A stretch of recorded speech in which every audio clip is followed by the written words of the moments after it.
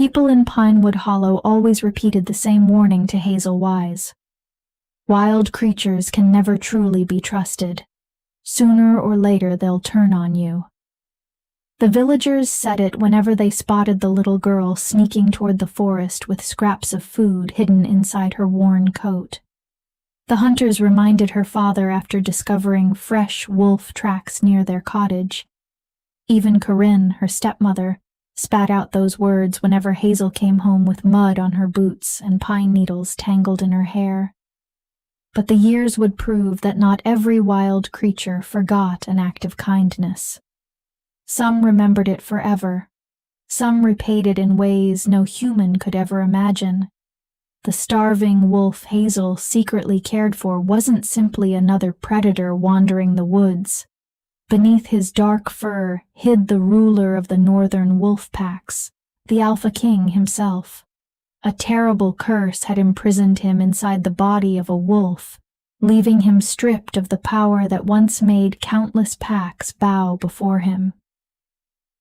Hazel, meanwhile, was only a 10-year-old girl, the child everyone pitied, the daughter blamed for her mother's death, the burden her grieving father could never truly embrace, and the unwanted stepdaughter Corinne barely tolerated. Nobody believed a girl like Hazel could change the fate of a king. Yet one winter evening, armed with nothing more than half a stale loaf of bread and a heart that refused to fear, she unknowingly saved his life. Years later, when everything she loved was torn away, that forgotten kindness would return to save hers. Because forests remember, wolves remember, and promises made beneath moonlight are never truly forgotten. Chapter 1. The Girl Who Fed Wolves. The bread had gone stale 3 days earlier. Before hiding it beneath her threadbare coat, Hazel carefully sliced away every trace of mold, determined to salvage what little remained. Snow crunched beneath her boots as she made her familiar journey toward the forest, each breath becoming a pale cloud in the freezing January air. "Hazel Wise," Corinne's voice rang sharply across the yard. "Come back here this instant." Hazel didn't slow her pace. She had learned long ago that answering Corinne only led to harsher punishment. If she could disappear beneath the trees before her stepmother caught up, she stood a chance of avoiding another painful trip home by her hair. It wasn't the first time. Hazel was small for a girl of 10. Dark strands constantly escaped her braid, and her moss-green eyes carried far more sadness than a child should ever know. She wore the same oversized coat every winter. It had belonged to her mother. The elbows had been patched countless times, and the faded fabric still carried the comforting scent of lavender mixed with old wood smoke. Everything else that had belonged to her mother had vanished long ago. Only the coat remained. Crossing beneath the towering pines always felt like stepping into another world. The tension left Hazel's shoulders almost immediately. Snow drifted lazily through the branches. Somewhere deeper in the woods, an owl called into the fading daylight. Out here, nobody stared at her with pity. Nobody whispered that she was responsible for her mother's death. The trees never judged her existence. Here, she could simply be Hazel. For the past 3 weeks she had followed the exact same narrow deer trail winding between ancient oaks until it opened into a quiet clearing where enormous granite boulders formed a natural shelter. The untouched snow still held the marks that had first caught her attention weeks earlier. Small drag lines, dark stains frozen against the white ground. Blood. She had followed that trail without thinking. It had led her to the wounded wolf. As always, Hazel approached slowly. She clicked her tongue in a soft, steady rhythm, not like the harsh calls hunters use to flush frightened animals from hiding, but the gentle sounds her father once said her mother used whenever she wanted timid rabbits to trust her. "Hello," Hazel whispered. "It's me again. I brought you something to eat." Silence answered. The entire forest seemed to pause, waiting. Not a single branch stirred. Not even the wind dared interrupt the moment. Then, within the darkness between the great granite stones, two brilliant eyes slowly appeared. They shone with the rich glow of polished gold, catching the final rays of sunlight filtering through the trees, watching Hazel with an intelligence that no ordinary animal should ever possess. The wolf emerged slowly, limping on his left foreleg. He was massive, bigger than any wolf Hazel had ever seen in the hunters' carts when they brought their kills to town. His fur was thick and dark, charcoal gray with black tips, matted with old blood along his ribs where the wound was. The gash had been deep. Hazel could see it even now, partly healed but still angry and red beneath the fur. Someone had tried to kill him. And nearly succeeded. "I know you're hurting," Hazel said softly, kneeling in the snow. She was careful to keep her movements small, non-threatening. "I brought bread again. I'm sorry it's not meat. Corinne watches the kitchen like a hawk, and Father sold all the chickens last week." The wolf watched her with those unsettling golden eyes. There was something in his gaze that made Hazel's skin prickle, not fear. Exactly, but a strange awareness. Like being looked at by something that understood far more than it should. Animals weren't supposed to look at you like that. Like they were thinking, calculating, remembering.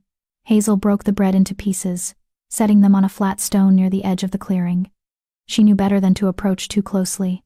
For 3 weeks now, she'd followed the same ritual: bring food, leave it within reach, back away slowly. The wolf would wait until she'd retreated 10 paces before limping forward to take what she'd offered. He never growled, never showed teeth. Just watched her with those ancient golden eyes, ate the food she brought, and disappeared back into the shadows. But today was different. Today, as Hazel set down the last piece of bread and started to back away, the wolf moved forward. Not to the food toward her. Hazel's heart kicked in her chest. She froze, every instinct screaming at her to run. The wolf was huge up close, his head level with her chest even on all fours. His teeth, she could see them now, white and sharp, could crush her skull with a single bite. "It's okay," she heard herself whisper, though her voice shook. "I'm not going to hurt you. I promise." The wolf stopped 3 feet away. For a long, breathless moment, they stared at each other, girl and predator, separated by snow and instinct, and the fundamental wrongness of this entire situation. Then the wolf lowered his head and took 2 more careful steps forward. Hazel's hands trembled. She wanted to run. Every rational part of her brain screamed that she was about to die, that this was how it ended. Killed by the thing she'd tried to help. But she didn't move. The wolf's nose touched her outstretched hand, cold, wet, surprisingly gentle. He sniffed her palm, her wrist, her ragged coat sleeve. Then he did something that stole the breath from Hazel's lungs. He pressed his massive head against her hand, leaning into her touch like a dog seeking comfort. Hazel's fingers moved almost of their own accord, threading through the thick fur at the wolf's neck. He was warm beneath all that matted coat, solid and real and alive. She could feel his heartbeat, strong and steady. Could feel the slight tremor in his muscles, pain from the wound. Or perhaps something else. "You're not going to hurt me," Hazel whispered, wonder creeping into her voice. "Are you?" The wolf pulled back, those golden eyes fixing on hers. And for just a moment, a single, impossible moment, Hazel could have sworn she saw something human looking back at her, something aware and grateful and utterly, terrifyingly intelligent. Then the moment passed. The wolf turned, limped back to the boulder shelter, and picked up 1 piece of bread in his jaws. He carried it into the shadows, and Hazel heard the soft sounds of him eating. She stayed kneeling in the snow, her hand still tingling where his fur had touched her skin, her mind spinning with questions she couldn't answer. What kind of wolf behaved like this? What kind of animal looked at you like it understood every word you said, like it was memorizing your face, like it was making some kind of decision about you. Hazel didn't know. But as she finally stood and began the walk back to the cottage, she felt something shift inside her chest, a strange, fierce protectiveness that she'd never felt before. This wolf, whatever he was, trusted her. Had chosen to trust her, despite his injury, despite his obvious strength. And Hazel Wise, the unwanted girl, the burden, the mistake, she would not betray that trust, even if it cost her everything. Behind her, hidden in the shadows of the boulder shelter, the wolf watched her go. The bread sat forgotten at his paws. His eyes tracked her small form until she disappeared into the trees. And only then did he close them, a low whine escaping his throat. The curse burned in his veins like poison. The wound in his side throbbed with every breath, not from the blade that had caused it, but from the magic that kept him trapped in this form. 4 months. 4 months since the witch had smiled and spoken her punishment, since his own arrogance had cost him everything. "You'll learn what it means to be powerless," she'd said. "You'll learn what it means to be prey." And he had. Gods, he had. But he'd also learned something else. Something the witch hadn't intended. He'd learned that kindness existed. That a small human child with nothing to her name would share what little she had with a monster she should have feared. That mercy wasn't weakness, it was the rarest form of strength.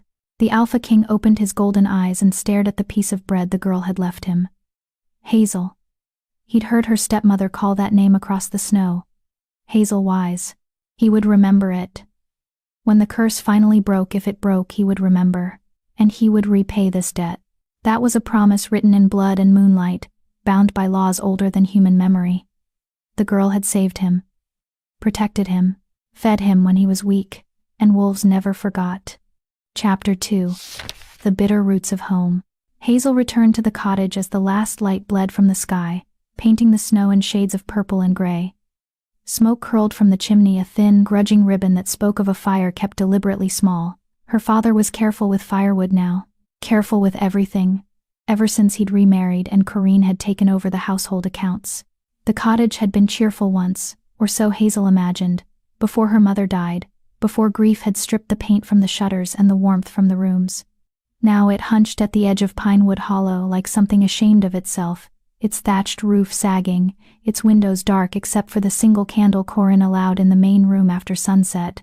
Hazel paused at the door, steeling herself. Through the warped wood, she could hear voices, her father's low rumble and Corinne's sharp replies. They were arguing. Again, throwing good money after bad, Clint. The girl eats like a horse and contributes nothing. She's 10 years old, Corinne. What do you expect her to contribute? At 10, I was already working in my father's shop, learning a trade. What does Hazel do? Wanders in the forest like a wild thing, tracking mud through my clean floors, wasting food. My floors, Clint Marquez said quietly. My cottage. My daughter. The silence that followed was worse than the arguing. Hazel knew that silence. It was the sound of her father's guilt, heavy and suffocating, filling every corner of the room. Guilt for remarrying, guilt for bringing Corinne into their home, guilt for failing to protect Hazel from the woman who was supposed to be her new mother, but most of all, guilt for looking at his daughter and seeing only the wife he'd lost. Hazel pushed open the door. The cottage's main room was small and sparse, a hearth, a rough-hewn table, 2 chairs, and a narrow ladder leading to the loft where Hazel slept. Corinne stood by the fire, her arms crossed over her chest, her face pinched with perpetual disapproval. She was a handsome woman, tall and severe, with blonde hair pulled back so tightly it seemed to stretch her features. She'd been widowed young, childless, and had married Clint Marquez for security, not love. She made sure everyone knew it. Clint sat at the table, his shoulders hunched, staring into a cup of something that might have been tea but smelled bitter. He was a logger, broad-shouldered and strong, with hands scarred from years of working the forest. But tonight, he looked small, diminished. He didn't look up when Hazel entered. "Where have you been?" Corinne's voice could have cut glass. "Walking," Hazel said, shrugging off her too large coat and hanging it by the door. She kept her voice neutral, empty of challenge. It was safer that way. Walking. In the forest, after dark. Do you have any idea how many times I called for you? I'm sorry. Sorry. Corinne laughed. sharp and humorless. "Clint, your daughter is sorry. Isn't that precious?" "Corrine," Clint started, but his wife cut him off with a look. "No, I've held my tongue long enough. This child runs wild, disobeys every instruction, and acts as though she owns this household. Well, she doesn't. I do. And I'm done pretending this arrangement works." Hazel's stomach dropped. She'd heard this tone before, the tone that preceded ultimatums, punishments, threats to send Hazel away to distant relatives who didn't exist. "What are you saying?" Clint asked, his voice carefully controlled. Corrine turned to face him fully, her expression hardening. "I'm saying that come spring, we send her to the workhouse in Millbrook. She's old enough. They'll take her as an apprentice, teach her something useful. God knows she's learning nothing here." The workhouse. Hazel had heard stories about that place. Children worked 16 hours a day in the textile mills, slept in crowded dormitories, and emerged years later with ruined lungs and broken spirits. If they emerged at all, no. Clint's voice was quiet, but it carried weight. "Absolutely not." "Then what do you suggest?" Corrine demanded. "We can barely feed ourselves, Clint. The logging contracts have dried up, the winter's been harsh, and your daughter, your precious reminder of a dead woman, eats food we can't afford and contributes nothing. Nothing. She's a child. She's a burden." The words hung in the air like a curse. Hazel stood frozen by the door, her coat dripping melted snow onto the floor, her heart hammering against her ribs. She wanted to speak, to defend herself, to scream that she didn't ask to be born, didn't ask for her mother to die, didn't ask for any of this. But the words stuck in her throat. Because part of her, the small, dark part she never acknowledged, wondered if Corrine was right. Clint stood slowly, his chair scraping against the floor. For a moment, Hazel thought he might actually defend her, might tell Corrine that she was wrong, that Hazel belonged here, that family didn't abandon each other. Instead, he said, "We'll discuss this later." Not in front of her. And he walked out. Just walked right past Hazel without meeting her eyes, grabbed his coat from its peg, and disappeared into the night, probably heading to the tavern in the village center, where he could drink away his guilt in peace. Hazel and Corrine stared at each other across the small room. "Go to bed," Corrine said finally, her voice flat. "And don't come crying to me when your father agrees with me. Because he will. He always does. In the end." Hazel climbed the ladder to the loft without a word. Her sleeping space was barely large enough to lie down in a straw mattress, a single threadbare blanket, and a small wooden box containing her few possessions. A tarnished locket with her mother's picture, a handful of smooth river stones, and a book of fairy tales her father had given her 3 birthdays ago. Back when he still remembered such things. She curled up on the mattress, pulling the blanket over her head, and tried not to cry. Crying was weakness. Crying gave Corrine satisfaction. But alone in the darkness, with the sound of Corrine moving around below, and the memory of her father's retreating back burned into her mind, Hazel let the tears come. She was a burden, unwanted, unloved. The workhouse waited. Spring waited, and with it the end of the only life she'd ever known. The days that followed fell into a grim pattern. Corrine grew colder, more cutting. Clint grew more absent, taking extra logging contracts that kept him away from dawn until long after dark. And Hazel disappeared into the forest whenever she could, seeking refuge in the only place that didn't make her feel like a mistake. The wolf was always there. Every evening, she brought him food scraps she managed to hide from Corrine's watchful eyes. Stale bread, vegetable peelings, once a precious chicken bone she'd rescued from the soup pot. The wolf accepted everything with that same unsettling intelligence in his golden eyes, that same careful gentleness when he took food from her hands. Yes, from her hands now. After that first touch, something had shifted between them. The wolf no longer waited for her to retreat. Instead, he would emerge from the boulder shelter the moment she arrived, limping less now as his wound slowly healed, and approach her directly. Hazel had started talking to him, telling him things she couldn't tell anyone else. "Corrine wants to send me away," she whispered one evening, kneeling in the snow while the wolf's warm breath ghosted across her face. Her fingers worked through the tangles in his thick fur, carefully avoiding the healing wound. "To a workhouse. Father won't stop her. He never stops her." The wolf made a low sound in his throat, not quite a growl, but something darker, his eyes fixed on hers with an intensity that should have been frightening. "I know it sounds silly," Hazel continued, "but I think you understand me. I think you're not just a wolf. There's something else about you. Something more." The wolf tilted his head, studying her. "The village storyteller old Ruben Zuniga, he tells tales sometimes about shapeshifters, people who can become animals, or animals who can become people. Magic, he calls it. The old kind, from before the church came." Hazel paused, then added quietly, "Do you think that's real? Magic?" The wolf's ears flicked forward. Then, deliberately, he pressed his forehead against hers, a gesture so startlingly human that Hazel's breath caught. "I'll take that as a yes," she whispered. They stayed like that for a long moment, girl and wolf, sharing warmth in the gathering darkness. Around them, the forest whispered its ancient secrets. Snow began to fall, soft and steady. Finally, Hazel pulled back. "I have to go. Corrine will notice if I'm gone too long." She stood, brushing snow from her coat. "I'll come back tomorrow. I promise." The wolf watched her leave, as he always did. But tonight, after she disappeared into the trees, he did something different. He threw back his head and howled. The sound echoed through the forest, lonely and wild, and full of a fury that made the birds fall silent and the small creatures burrow deeper into their dens. It was the howl of something caged, something diminished, something that had once commanded packs and territories and now could barely walk without pain. But it was also a promise. The Alpha King would remember the girl who showed him kindness. And when his time came, when the curse finally broke, he would ensure that those who hurt her answered for it. The forest remembered. The wolves remembered. And debts, once made, must always be paid.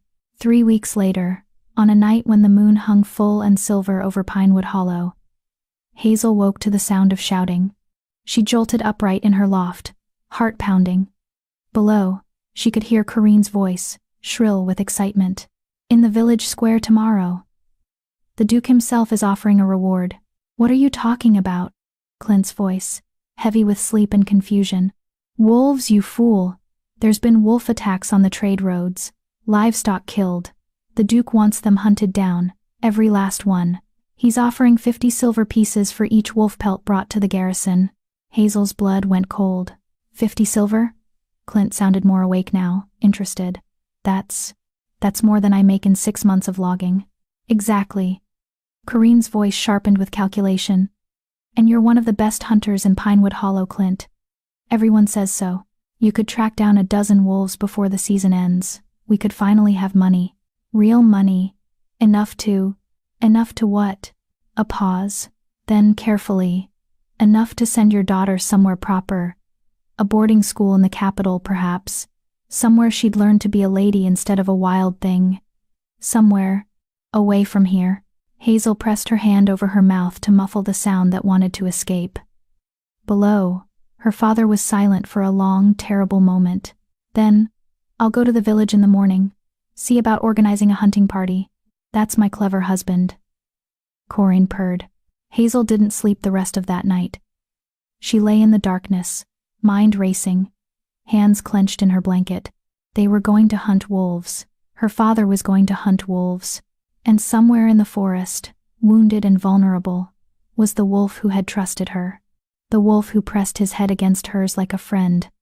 The wolf with golden eyes that understood far too much. She had to warn him, had to get to him before the hunting parties organized, before her father and his men took their guns and their dogs and their bloodlust into the forest. As soon as the first gray light of dawn crept through the gaps in the roof, Hazel climbed down from the loft. Corrine and Clint were still asleep behind their bedroom curtain. Moving silently, Hazel pulled on her coat, grabbed the last heel of bread from the kitchen shelf, and slipped out into the pre-dawn cold. The village was just beginning to wake, smoke rising from chimneys. A rooster crowing somewhere in the distance. Hazel ran past it all, her breath coming in white plumes, her feet crunching through the crusty snow. She had to reach him first. She had to warn him. The forest swallowed her like a secret, and Hazel ran faster, branches catching at her coat, snow soaking through her worn boots. Please, she thought, please still be there, please be safe. Behind her, In the village square, men were beginning to gather, hunters, farmers with guns, boys looking for glory. And in the cottage at the edge of town, Corin Rocha smiled to herself as she counted imaginary silver coins and planned for a future that didn't include the burden of her husband's daughter. The hunt was coming, and blood would stain the snow before it was done. Chapter 3. The Warning and the Wound. Hazel burst into the clearing, her lungs burning, her legs trembling from the desperate sprint through the forest. Dawn light filtered weakly through the pines, turning the snow a pale, sickly blue. The boulder shelter loomed before her, dark and silent. "Please be here," she gasped, stumbling forward. Please be here." The wolf emerged from the shadows immediately, his golden eyes sharp with concern. He moved faster than he had in weeks. The wound had healed considerably, though Hazel could still see the raised scar tissue beneath his dark fur. He approached her quickly, almost urgently, as if sensing her distress. "They're coming," Hazel said, dropping to her knees in front of him. Her hands found his fur, clutching desperately. "The hunters. My father. The Duke is offering money for wolf pelts, and they're organizing parties, and they're going to come into the forest and—" She stopped, her voice breaking. The wolf stood perfectly still, his eyes locked on hers. In that moment, Hazel could have sworn she saw understanding flash across his inhuman face. Not just comprehension, but calculation, strategy. "You have to leave," she whispered. "You have to go deeper into the forest, somewhere they can't find you, somewhere safe. Do you understand? They'll kill you if they find you." The wolf made a low sound, almost like a sigh. Then he did something extraordinary. He pulled away from her grip, turned, and began limping toward the boulder shelter. Confused, Hazel followed. The wolf disappeared into the shadows between the rocks, and for a moment, she thought he was simply retreating, ignoring her warning. Then he emerged again, carrying something in his jaws. A leather pouch. Old, weathered, tied with a cord that looked like it had been torn by teeth. The wolf dropped it at Hazel's feet and sat back, watching her with those impossible eyes. "What is this?" Hazel asked, though she knew he couldn't answer. Her hands shook as she picked up the pouch. It was heavier than it looked, and something inside shifted with a metallic clink. She untied the cord. Gold coins spilled into her palm. Not one or two, but at least 20 more money than Hazel had ever seen in her entire life. Each coin was stamped with an unfamiliar crest. A wolf's head surrounded by a crown of thorns. "Where did you get these?" Hazel breathed. The wolf simply stared at her, waiting. Understanding crashed over Hazel like a cold wave. This wasn't just any wolf. Couldn't be. Wolves didn't carry coin purses, didn't understand human speech, didn't look at you with eyes that held more intelligence than half the people in Pinewood Hollow. "You're not really a wolf," she whispered. "Are you?" The wolf's ears flicked forward. He took a single step closer. And in the gray dawn light, something seemed to shift around him, a shimmer, like heat waves over summer stones, like magic trying and failing to take hold. Then it passed, and he was just a wolf again. But Hazel had seen enough. "You're cursed," she said with certainty, like in the old stories. "Someone turned you into this." She looked down at the gold coins in her hand, then back at the wolf. "And you want me to take this money?" "Why?" The wolf nudged the pouch with his nose, then looked pointedly at Hazel, then back toward the direction of Pinewood Hollow. "You want me to buy my way out?" Hazel asked slowly. "Use this to convince Corinne not to send me away?" The wolf's tail moved once. Not quite a wag, but an acknowledgement. Hazel's throat tightened. "I can't take your money. This is yours. You'll need it when you're human again. If you're human again." The wolf growled softly and pushed the pouch firmly against her knee. "You're really quite stubborn," Hazel said, and despite everything, the danger, the fear, the desperate situation, she found herself smiling. "Fine. But only if you promise to leave this place. Go north, deeper into the mountains. The hunters won't track that far. Not in winter. Promise me." The wolf held her gaze for a long moment. Then, deliberately, he pressed his forehead against hers one last time, warm, solid, real. "A goodbye." "Thank you," Hazel whispered. "For everything. For trusting me. For this." She clutched the pouch tightly. "I won't forget you. I promise." The wolf pulled back, turned, and began moving away from the boulder shelter. Not toward the village, but deeper into the forest, toward the dark heart of the wilderness where ancient trees grew so thick that snow never reached the ground. He paused once at the edge of the clearing, looking back at her with those golden eyes. Then he was gone, melting into the shadows like smoke. Hazel stood alone in the clearing, the leather pouch heavy in her hands, tears freezing on her cheeks. She'd saved him, given him a chance to escape the hunters. But her heart felt like it was being carved out of her chest. She returned to the cottage to find it in chaos. Men crowded the main room, hunters she recognized from the village, including her father's friends Palmer McDowell and Oscar Montoya.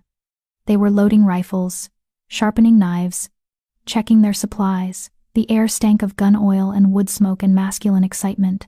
Clint stood at the center of it all, directing operations like a general planning a campaign. He looked more alive than Hazel had seen him in months, his eyes bright, his shoulders squared. Purpose had returned to him, the purpose of the hunt. Split into 3 groups, he was saying. Palmer, you take the eastern woods. Oscar, you circle around to the south ridge.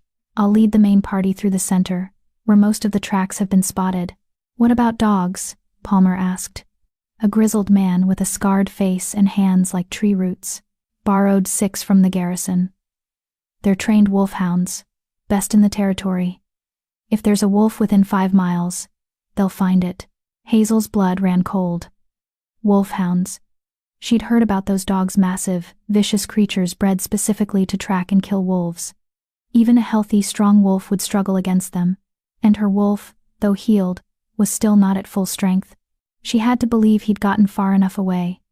Had to hope that her warning had given him enough time. Hazel. Corinne's sharp voice cut through the noise. Where have you been? Every head in the room turned toward her. Hazel clutched the leather pouch inside her coat pocket, praying no one could see its outline. Walking, she said, the lie coming easily now after weeks of practice. Walking, Corinne repeated, her voice dripping with disdain. While your father prepares to save this family from poverty, you're out walking. How typical. Leave her alone, Corinne, Clint said absently, not even looking at Hazel. She's just a child. Invisible. Irrelevant. Hazel slipped past the crowd of men and climbed the ladder to her loft. Behind her, the planning continued, voices rising and falling in excited discussion. They were talking about kill counts, about the best way to skin a wolf, about how many pelts they could realistically collect before spring. They were talking about murder like it was sport. Hazel pulled out the leather pouch and counted the coins again. 23 gold pieces, each stamped with that strange crest. In Pinewood Hollow, this was a fortune, enough to buy a small house, enough to live comfortably for years. Enough, perhaps, to buy her freedom. But first, she had to wait. Had to let the hunting party leave. Had to ensure they went in the opposite direction from where her wolf had fled. And then she would change everything. The hunting party left 2 hours later. A dozen men armed to the teeth, 6 massive hounds straining at their leashes. Hazel watched from her loft window as they marched toward the forest, her father at the lead, looking more like his old self than he had since her mother's death. He didn't look back at the cottage. Didn't say goodbye to Hazel. He never did anymore. When they disappeared into the tree line, Hazel climbed down from the loft. Corinne was in the kitchen, humming tunelessly as she prepared a meager lunch. She looked up as Hazel entered, her expression sour. What do you want? Hazel took a deep breath and pulled out the leather pouch. She set it on the table between them with a heavy thunk. Corinne's eyes widened. What is that? Open it. Corinne's fingers trembled as she untied the cord. The gold coins spilled across the rough wooden table, catching the light from the window, glowing like small suns. For a long moment, Corinne simply stared, her mouth opening and closing soundlessly. Where did you get this? She finally whispered. I found it, Hazel lied smoothly. In the forest. Someone must have dropped it. Found it. Corinne's eyes snapped up to Hazel's face, sharp with suspicion. You found a fortune in gold coins just lying in the forest. Yes. You're lying. Does it matter? Hazel asked, her voice harder than she'd ever dared use with her stepmother. It's gold. Real gold. Enough to keep you comfortable for years. Enough to make father stop logging if he wanted to. Enough to send you away properly. Corinne finished, her expression shifting from suspicion to calculation. To that boarding school in the capital. Somewhere you'd learn refinement instead of rolling in the dirt like an animal. Hazel's jaw tightened. Or enough to let me stay here without being a burden. This gold, it's mine. I found it. But I'm willing to give it to you, to the family, if you promise to stop talking about the workhouse. Stop talking about sending me away. Corinne picked up one of the coins, examining it closely. This crest. I've never seen anything like it. Does it matter? Hazel repeated. Gold is gold. For a long, tense moment, Corinne said nothing. Then, slowly, she began gathering the coins back into the pouch, her movements careful and possessive. Fine, she said finally. You can stay. For now. But this doesn't buy you love, girl. Or even respect. It just buys you a roof over your head and food in your belly. Don't expect anything more. I don't, Hazel said quietly. I never did. Corinne stood, clutching the pouch to her chest like a treasure. Your father will want to know about this. When he returns from the hunt, tell him whatever you want, Hazel said. Just keep your promise. Corinne swept out of the room without another word, already planning, no doubt, how to spend the windfall. Hazel stood alone in the kitchen, feeling hollow and strange. She'd bought her freedom. Protected her place in this house, at least for now. But at what cost? And would her wolf, her cursed, intelligent, impossibly kind wolf, survive the hunters now prowling the forest? Hazel closed her eyes and sent a silent prayer to whatever gods might listen. Keep him safe. Please. He saved me. Let me have saved him in return. The hunters returned 3 days later, exhausted and empty-handed. Hazel heard them before she saw them, the sound of men's voices raised in frustration, dogs barking and whining, boots stamping off snow. She was helping Corinne prepare dinner when the door banged open and Clint stumbled inside, his face gray with fatigue. Nothing, he said, collapsing into his chair. 3 days in the forest and we found nothing. No wolves, no tracks, nothing. It's like every wolf in the territory just vanished. Palmer and Oscar crowded in behind him, equally worn and disappointed. The Duke's men reported the same from their patrols, Palmer added. It's the strangest thing. There were wolf tracks everywhere just a week ago, and now it's like they've all fled the region. Fled where? Oscar demanded. Wolves don't just abandon their territory. Not without reason. Maybe they sense the hunt coming, Clint said tiredly. Animals have instincts about these things. Or maybe, Hazel thought. One wolf warned the others. One wolf who understood human speech, who knew what was coming, who had the intelligence and authority to command a retreat. An alpha, perhaps. A king. She said nothing, just ladled soup into bowls, while the men discussed their failure. Corinne was uncharacteristically quiet, shooting Hazel occasional glances that held something new, not warmth exactly, but a grudging acknowledgement. The gold had bought Hazel a fragile peace, but late that night, as Hazel lay in her loft listening to the cottage settle into silence, she felt an ache in her chest that no amount of gold could soothe. She missed him. Missed the wolf with golden eyes who had trusted her, who had understood her, who had given her his treasure to keep her safe. She wondered if she'd ever see him again. And deep in the northern mountains, in a cave where ancient magic still lingered in the stones, a massive dark wolf lay curled in the shadows. His wound had fully healed now, leaving only a silver scar across his ribs. His golden eyes were open, staring into the darkness. He was remembering a small girl with kind hands and a brave heart. He was counting the days until the curse would break, and he was making plans, because the Alpha King never forgot a debt, and Hazel Wise had earned more than just his gratitude. She'd earned his protection, his loyalty, his throne. If she wanted it. The forest remembered. The wolves remembered. And soon, very soon, the humans would remember too, what it meant to have a king's favor, and what it cost to threaten those he'd sworn to protect. Chapter 4, 8 Years of Silence. Time moved differently in Pinewood Hollow. Days blurred into weeks, weeks into months, months into years. The seasons cycled, winter's brutal cold giving way to spring's hesitant warmth, summer's brief abundance yielding to autumn's dying light, and through it all Hazel grew. 10 became 11. 11 became 13. 13 became 15. and 15 became 18. The gold coins had changed everything and nothing. Corinne stopped threatening the workhouse, stopped speaking of sending Hazel away, but the coldness never thawed. If anything, it deepened. Because now Hazel wasn't just the unwanted stepdaughter, she was the unwanted stepdaughter who had somehow stumbled upon a fortune, who had bought her place in the household when love should have been freely given. Corinne never let her forget it. "Don't forget to fetch water from the well, dear," she would say, her voice dripping with false sweetness. "After all, you're earning your keep now, aren't you?" Or, "The floors need scrubbing. I know gold can buy many things, but it can't buy a work ethic, can it?" Hazel endured it. She'd learned to endure many things. Her father had changed too, in ways both subtle and profound. The gold had eased the worst of their poverty, but it had also removed his purpose. He no longer logged every day, no longer pushed himself to exhaustion to keep them fed. Instead, he spent long hours at the tavern, drinking away his memories, his guilt, his grief. He looked at Hazel even less than before, as if the gold she'd brought home had somehow tainted her, made her even more of a reminder of all he'd lost. So Hazel learned to be invisible, to move through the cottage like a ghost, doing her chores, eating her meals in silence, disappearing into the forest whenever she could. The forest that remained her sanctuary. She still walked the same paths, still visited the boulder shelter in the clearing. But the wolf never returned.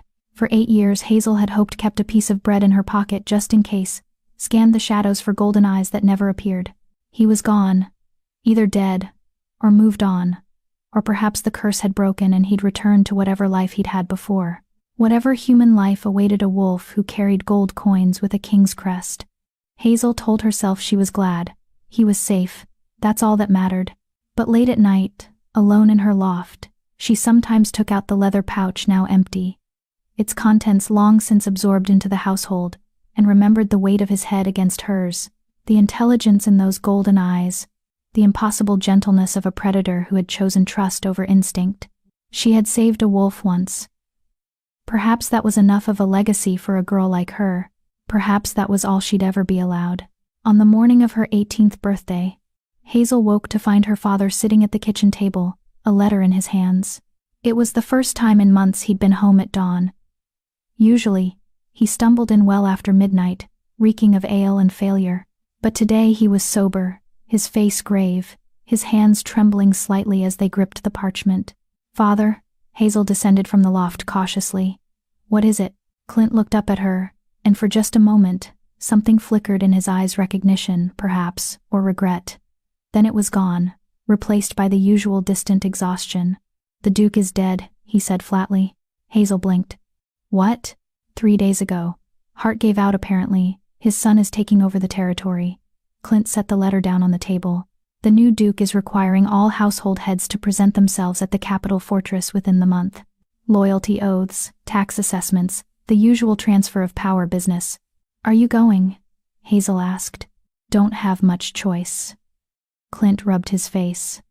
"Your stepmother thinks it's a good opportunity. Apparently the new Duke is young, unmarried, and holding some kind of social gathering along with the official business. A way to meet the families of his territory." Understanding dawned slowly. "Corinne wants to go with you." "She wants you to go too." Hazel stared. "Me?" For the first time in years, her father looked directly at her. Really looked. And Hazel saw something uncomfortable shift in his expression, surprise. Maybe, or shock at what he was seeing. Because Hazel wasn't 10 years old anymore. Wasn't the small, plain child who reminded him of his loss. She'd grown. Grown tall and slim, with her mother's dark hair that caught red highlights in the sun, with eyes that held depths of forest green and brown. She'd grown strong from years of forest walking, from hauling water and scrubbing floors and making herself useful. She'd grown into the kind of beauty that crept up quietly, not the obvious, golden beauty of girls like Corinne in her youth, but something subtler, deeper, the kind of beauty that made people look twice. "Corinne thinks." Clint paused, seeming to struggle with the words. "She thinks you might catch the Duke's eye. Make a good match. Secure our family's position in the territory." Hazel's blood went cold. "You want to marry me off? To a stranger?" "Not want." her father said quietly. But it would solve certain problems. You're 18 now, Hazel. Old enough to make your own life. And a duke, even a minor one, that's not an opportunity most girls in Pinewood Hollow get. So I should be grateful? The bitterness in Hazel's voice surprised even her. I should thank you for selling me like livestock. That's not, Clint started, but the bedroom curtain swept aside and Corinne emerged, fully dressed, her face alight with purpose. Good, you've told her, she said briskly. We leave in 3 days. Hazel, you'll need a proper dress. I'll see about borrowing one from Judith Cox. Her daughter got married last spring. So the gown should still be decent. You'll need to do something about your hair too. It's always such a mess. I'm not going, Hazel said. Corinne's eyes narrowed. Excuse me. I said I'm not going. I'm not interested in meeting the Duke. I'm not interested in being paraded around like a prize horse. And I'm certainly not interested in being married off to secure your position. Your position, Corinne corrected coldly. Or have you forgotten that you live in this house by our charity? That every meal you eat, every piece of firewood that keeps you warm, comes from our generosity. My gold bought that generosity, Hazel shot back. 8 years ago, remember? The gold I found that kept this family afloat when Father's logging contracts dried up. The gold that paid for your new dresses and Father's tavern bills and every comfortable year you've had since. The slap came fast and hard, snapping Hazel's head to the side. Her cheek burned, her vision blurred with shock and pain. You ungrateful little wretch, Corinne hissed. After everything we've done for you. What have you done? Hazel asked, her voice shaking but steady. What have either of you actually done for me, except tolerate my existence? You want gratitude? For what? For making me feel like a burden every single day? For treating me like I killed my mother by being born? That's enough. Clint's voice cracked like a whip. He was standing now, his face flushed. Both of you. Enough. Silence fell, heavy and suffocating. Clint looked between his daughter and his wife, and Hazel could see the war playing out behind his eyes, duty versus guilt, responsibility versus the easier path of looking away. In the end, weakness won. It always did. You'll go to the Capitol, he said, not meeting Hazel's eyes. You'll be respectful, you'll wear the dress, and you'll make an effort. That's final. And if I refuse, then you can find your own way in the world, Corinne said sweetly. See how well that gold-bought independence lasts when you're on the streets with nothing but the clothes on your back. They would do it, Hazel realized, actually throw her out. After 8 years, after everything, they would discard her the moment she became inconvenient instead of useful. She'd always known it, deep down, but having it confirmed still felt like a knife between her ribs. Fine, Hazel said quietly. I'll go. I'll wear the dress. I'll smile and curtsy and play whatever role you want. Corinne's smile was triumphant. That's a good girl. But when this fails, when the Duke doesn't want me, when I don't catch his eye, you'll leave me alone. No more schemes, no more using me. Agreed? Agreed, Corinne said too quickly. Because she was already certain of success, already counting the benefits of having her stepdaughter married to nobility, Hazel climbed back up to her loft without another word. She lay on her narrow mattress, staring at the rough wooden beams above her head, her cheek still stinging from Corinne's slap. 18 years old. A woman grown. Still unloved, still alone. She closed her eyes and thought of golden eyes in the darkness, of a wolf who had understood her better than her own family ever had, wondered where he was now, what he was doing, if he ever thought of the small girl who'd fed him scraps and warned him of danger. Probably not. Why would he? She'd been nothing to him but a temporary kindness, a brief moment of mercy in an otherwise brutal existence. Just like she was nothing to anyone else. The thought should have made her cry, but Hazel was 18 now, and she'd learned years ago that tears changed nothing. So she lay in the darkness and planned. 3 days until they left for the capital. 3 days to prepare herself for whatever came next.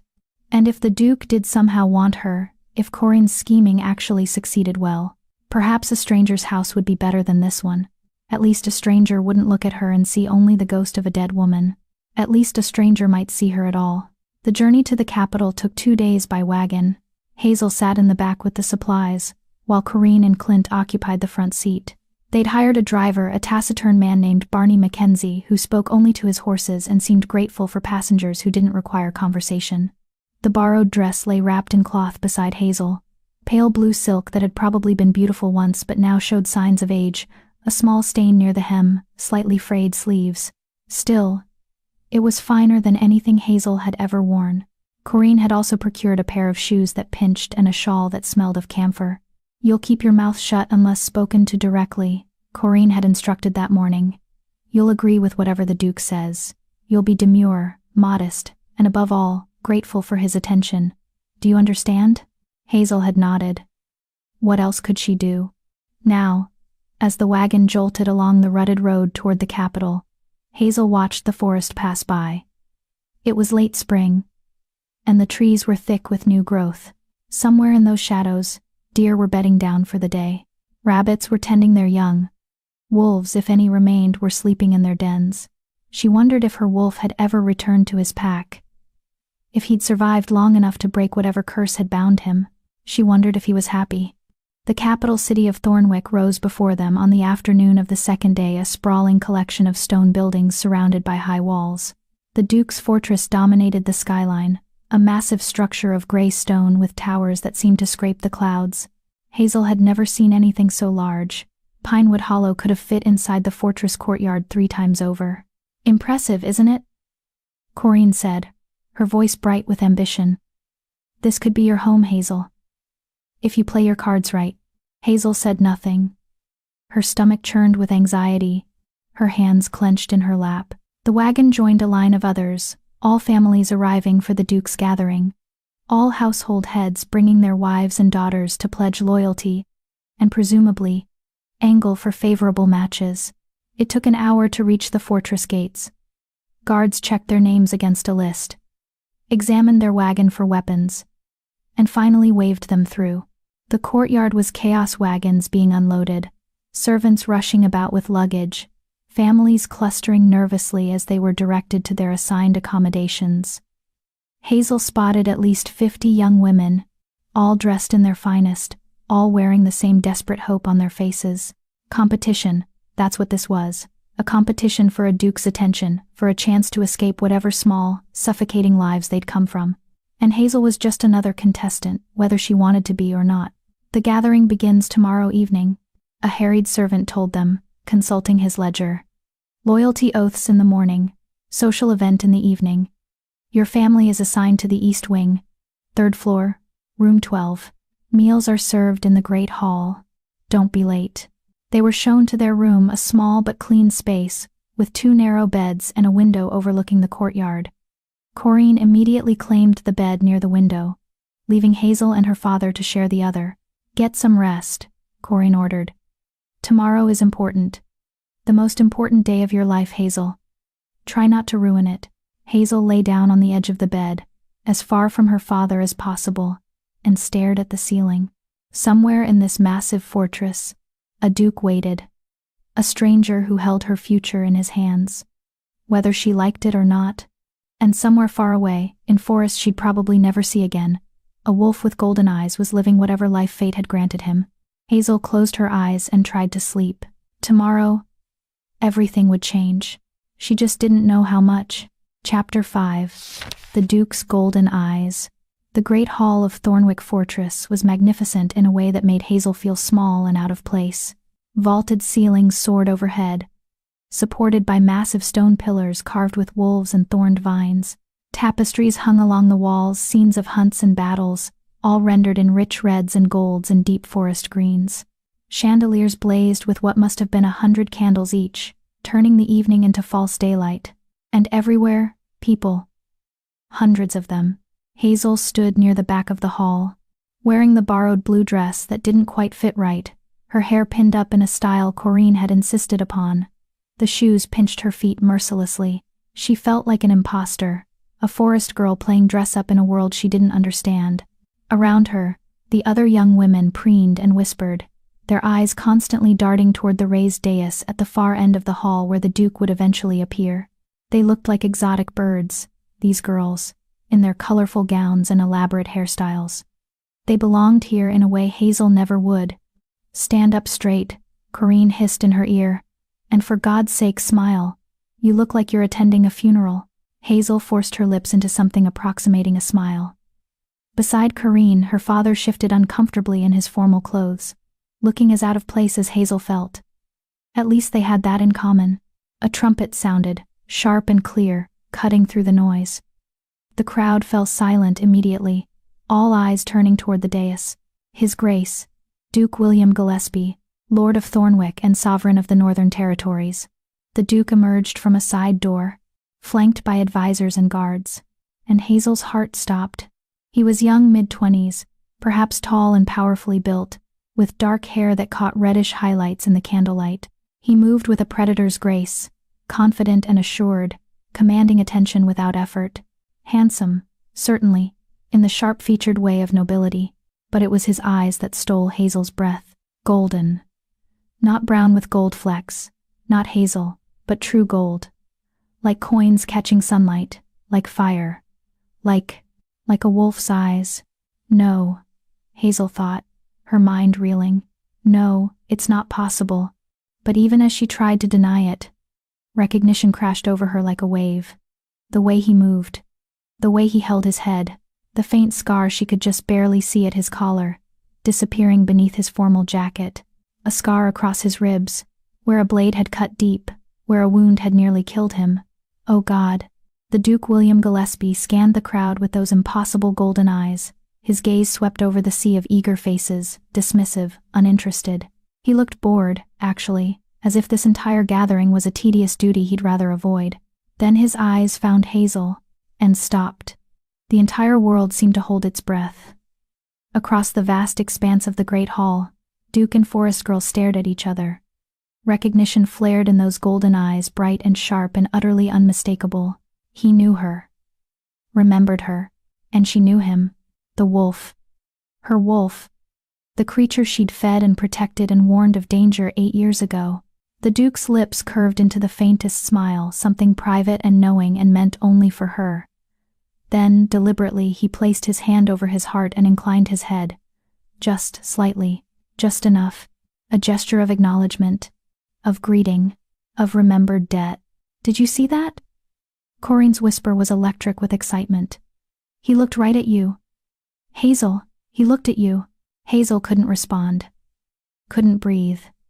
Her mind was spinning, trying to process the impossible. The wolf had been real. The curse had been real. And he'd broken it somehow, sometime in the 8 years since she'd last seen him.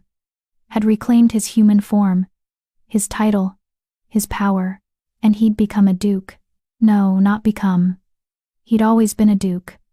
Had always been nobility, trapped in fur and fangs by magic she couldn't begin to understand. The Alpha King, she'd thought all those years ago.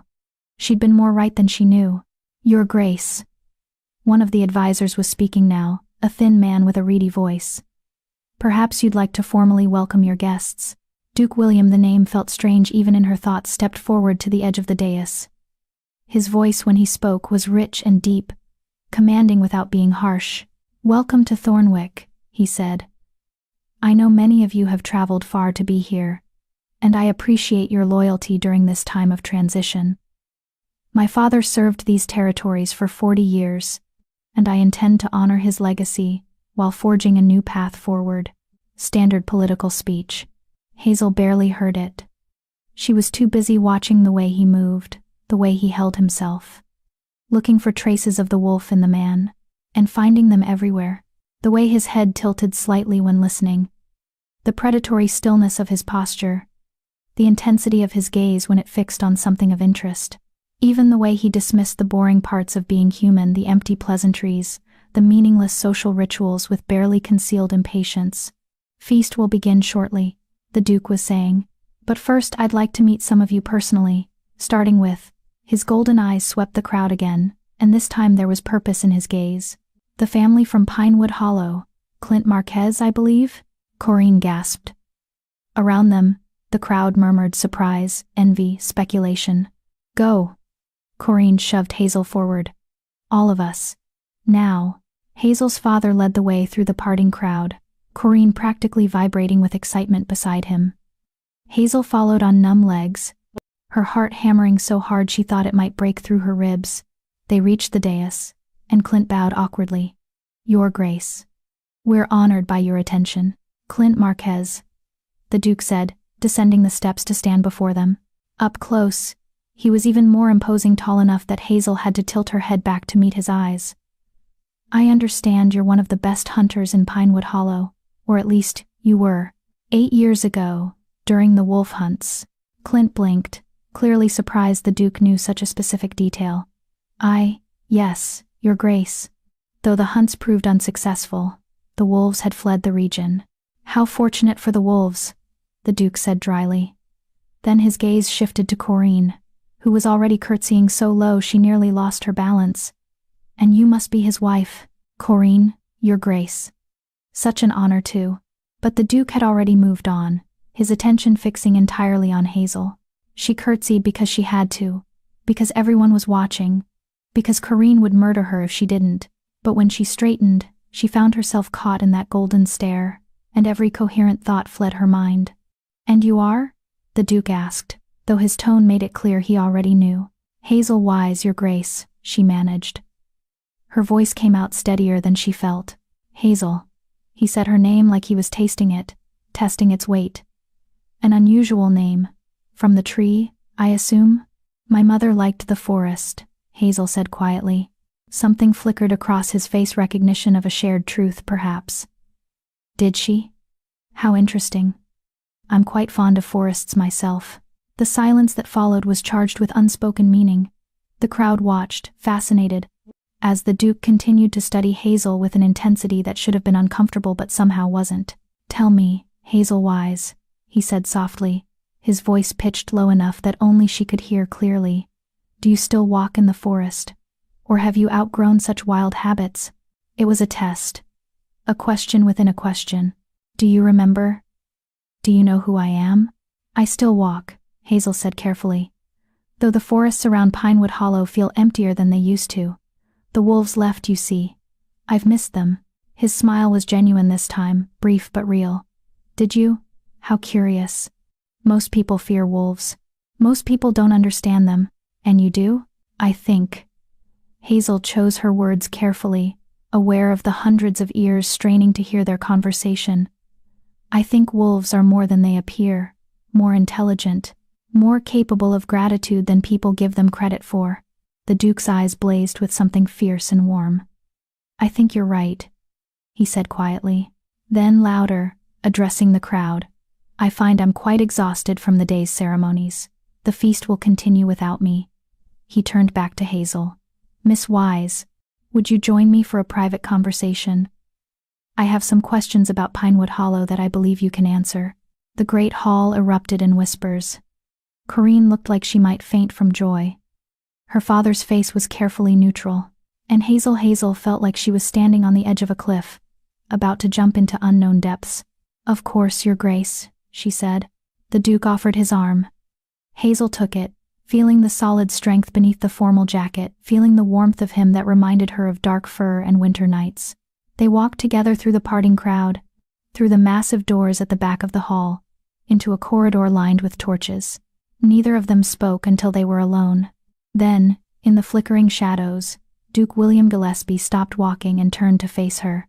His hand came up slowly, carefully, as if approaching something precious and easily startled. His fingers brushed her cheek, the same cheek Corinne had slapped 3 days ago, now faded but still tender. "You saved my life," he said quietly. His voice was different now, less formal, more raw. "Fed me when I was starving, warned me when hunters came, gave me your gold to buy your own freedom." "You remember," Hazel whispered. "Every moment." His hand dropped away, but his eyes never left hers. "Every kindness, every word you spoke to me in that clearing. I was trapped, cursed by a witch I'd angered, transformed into something powerless and prey. For 4 months before you found me, I'd been hunted, starving, dying slowly from that wound, and then you appeared. You gave me your gold," Hazel said. "I should thank you for that. It saved me too." "Did it?" His expression darkened. "From what I observed just now, you're still trapped. Still living under the thumb of people who don't value you. Still suffering small cruelties." His finger traced the air where her cheek had been struck. not quite touching. Still being hurt. Hazel's throat tightened. How did you know? I know the look of someone carrying bruises, even when they've faded. His voice was soft but edged with something dangerous. Who hit you? It doesn't matter. It matters to me. The intensity in his gaze made Hazel's knees weak. This wasn't the bored nobleman from the Great Hall. This was the wolf, focused, protective, dangerous, when those under his care were threatened. My stepmother, Hazel admitted, but it was only once, just a slap. I've had worse. You shouldn't have had anything, he said fiercely. You saved my life, Hazel. Do you understand what that means? In the old laws, the laws that governed wolves and magic long before human courts, you own a debt. My debt, and I pay my debts. I don't want payment, Hazel said. I didn't help you expecting anything in return. I know. His smile was sad. That's exactly why you deserve everything I can give you. Because you're one of the few people in this world who would help without expectation of reward.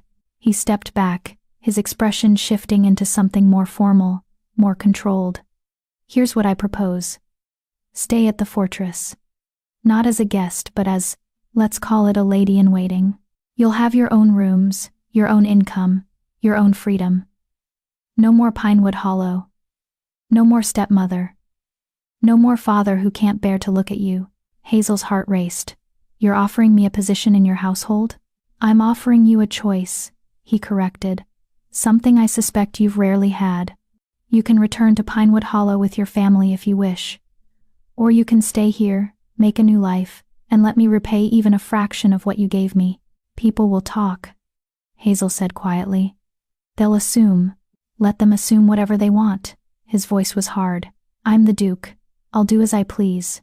And what pleases me is ensuring that the girl who saved my life never suffers another moment of neglect or cruelty if I can prevent it. Hazel stared at him, this impossible man who had once been an impossible wolf, who remembered her kindness after 8 years, who looked at her like she mattered, like she was worth something. Why? She whispered. Why does it mean so much to you? It was just bread, just warning you about the hunters. Anyone would have. No. He cut her off gently. Not anyone. Most people would have run from a wounded wolf, would have told the hunters where to find me, would have seen a monster and treated me like one. But you saw past the form to what was beneath. You saw me, Hazel. When I was at my lowest, when I had nothing to offer, when I was as powerless as I'd ever been, you saw me and chose kindness. His hand found hers, warm and solid and real. Let me return the favor. Let me see you. Not as a burden, not as a mistake, not as something to be used or discarded, but as someone valuable, someone worth protecting, someone who deserves better than she's been given. Tears burned behind Hazel's eyes. She'd spent 18 years feeling invisible, unwanted, tolerated at best. And here stood someone, a duke, a former wolf, a man with power and position, telling her she mattered. I'll stay, she said, her voice barely a whisper. If you're certain. I've never been more certain of anything. A smile broke across his face, genuine and warm and surprisingly young. For just a moment, she could see the wolf in him clearly, the joy of a debt about to be repaid, the satisfaction of protecting someone under his care. Then it's settled, Duke William said. I'll have servants prepare a room for you in the south wing. Tomorrow we'll inform your family of your decision. And tonight, he paused, his expression turning mischievous. Tonight, would you like to see something the other guests won't? What? Hazel asked. His smile widened, showing teeth that seemed just a touch too sharp. The forest. There's a private garden beyond the fortress walls, old-growth trees, completely wild. I have a feeling you'd appreciate it more than the stuffy feast I'm supposed to be attending. Hazel's heart lifted. I'd love that. Good. He offered his arm again. Then let's escape, shall we? Before someone realizes the Duke has abandoned his own party. They walked together through the shadowed corridors, two people who had saved each other in different ways. Two souls who understood what it meant to be trapped and then freed. Behind them, in the Great Hall, Corrine was already planning wedding announcements. And ahead of them, under the stars and ancient trees, a new chapter was beginning. One written not in obligation or duty, but in recognition and gratitude and the slow, careful building of something that might become more than a debt repaid. It might become home, Chapter 6: The Garden of Thorns. The private garden was nothing like the manicured grounds Hazel had glimpsed from her window in the east wing. This was wild, ancient, a piece of true forest somehow preserved within the fortress walls, protected by high stone barriers and iron gates that looked like they'd stood for centuries. Oak trees towered overhead, their branches forming a canopy that blocked out most of the moonlight. Undergrowth grew thick between the paths, ferns and wild roses, thorned vines and moss-covered stones. It smelled like home. Like the forests around Pinewood Hollow. Like the clearing where she'd once fed a dying wolf. "This is incredible," Hazel breathed, stepping off the formal path to run her fingers over the rough bark of an ancient tree. "How is this here? Inside the fortress?" Duke William followed her, moving through the shadows with that same predatory grace she remembered. He'd removed his formal jacket, rolled up his sleeves, and somehow looked more comfortable than he had in the Great Hall, more like himself, more like the wolf. "My family has ruled these territories for 6 generations, he said. "This garden was planted by my great-great-grandfather. He believed that nobles, especially those who govern forested lands, should never forget where true power comes from, not from titles or gold, but from the wild places, from the roots that run deeper than human memory." He paused beside a massive oak, placing his palm flat against its trunk. "This tree is 200 years old.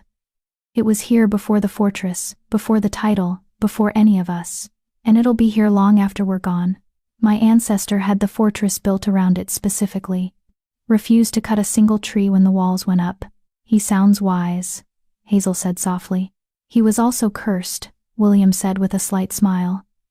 "By the same witch who cursed me, actually. Apparently, insulting powerful magic users runs in my family. We're not good at knowing when to keep our mouths shut." Hazel moved closer, curiosity overcoming her nervousness. "What did you do to make her curse you?" William's expression darkened. "I was 20 years old. Arrogant. Stupid. There was a woman in the northern villages, beautiful, mysterious, always alone. She propositioned me. And I turned her down. Rudely. Publicly. In front of witnesses who laughed at her rejection." He looked away, jaw tight. "I didn't know she was a witch. Didn't know she was testing me, seeing if the young Duke had any humility or kindness. I failed spectacularly, so she smiled and said, 'You think yourself a king among men? Let's see how you fare as a beast.' And then, wolf," Hazel finished quietly. "Wolf," he confirmed. "Trapped in that form, unable to speak, unable to change back. The curse would only break if someone showed me genuine kindness, without knowing who I was, without expecting reward or recognition. She wanted me to learn what it meant to be powerless, to be judged on appearance alone, to understand what I'd made her feel." He turned back to Hazel, his golden eyes catching the moonlight. "For 4 months, I learned those lessons well. Other wolves drove me from packs I was too different, too new, not part of their hierarchy. Hunters shot me for sport. Villagers threw stones. The wound you saw? That came from a trap. Silver blades, designed to bleed slowly, to make death last days instead of minutes." Hazel's hand went to her chest, remembering the gash across his ribs, the way blood had matted his dark fur. "I thought you'd die. That first night when I found your trail, I followed it expecting to find a corpse. You nearly did." His voice was rough. "I was maybe 2 days from death when you appeared with that stale bread and your too large coat and your ridiculous bravery. A child, facing down a predator, offering food instead of fear. You never acted like a predator," Hazel said. "You looked at me like you understood. Like you were thinking, not just reacting. I was trapped, not mindless." William moved closer, the space between them shrinking. "I heard every word you said to me, Hazel. Every story about your stepmother, every confession about feeling invisible. I understood all of it because I was living it too. Invisible, dismissed, treated as less than human because of what I looked like." He stopped just a foot away, close enough that Hazel could feel the warmth radiating from him. "When you warned me about the hunters, when you told me to run north, that's when the curse broke. Because you'd shown me pure kindness, expecting nothing. You saved me without knowing what I was, without hope of reward. The magic recognized truth and released me. But you didn't come back, Hazel said, and hated how small her voice sounded. I waited. For weeks, then months. I kept bringing bread to the clearing just in case. Pain flashed across his face. I know. I watched you sometimes, from the trees. But I was dealing with the aftermath, reclaiming my title, managing the territory my father had let slip during my absence, hunting down the witch to ensure she couldn't curse anyone else. By the time I had everything under control, a year had passed. And I thought you would have moved on, forgotten the wolf. Why would you remember? How could I forget? Hazel whispered. You were the only one who listened, who understood. Even my own father stopped seeing me. But you always looked. I still see you. William reached out slowly, giving her time to pull away. When she didn't, his hand cupped her face with infinite gentleness. I've thought about you every day for 8 years. Wondered if you were safe, if you were happy. Hoped that the gold I gave you had bought you some peace. And when I saw you tonight, in that hall, looking so lost and alone despite being surrounded by hundreds of people, his thumb traced her cheekbone, careful and reverent. I knew I had to bring you here. Had to give you a choice. Had to offer you the same freedom you gave me when you warned me to run. Hazel's heart hammered against her ribs. She was standing in a wild garden with a duke who had once been a wolf, who looked at her like she hung the moon, who touched her like she was something precious instead of a burden. It felt like a dream, like magic. What if I'm not suited for this life? She asked, voicing the fear that had been growing since his offer. I don't know.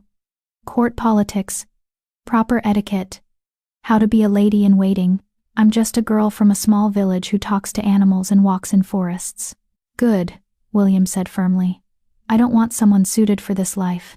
I want someone real. Someone who understands that power comes with responsibility, that titles don't make you better than others, that kindness matters more than appearance. Someone who would feed a dying wolf instead of letting it suffer.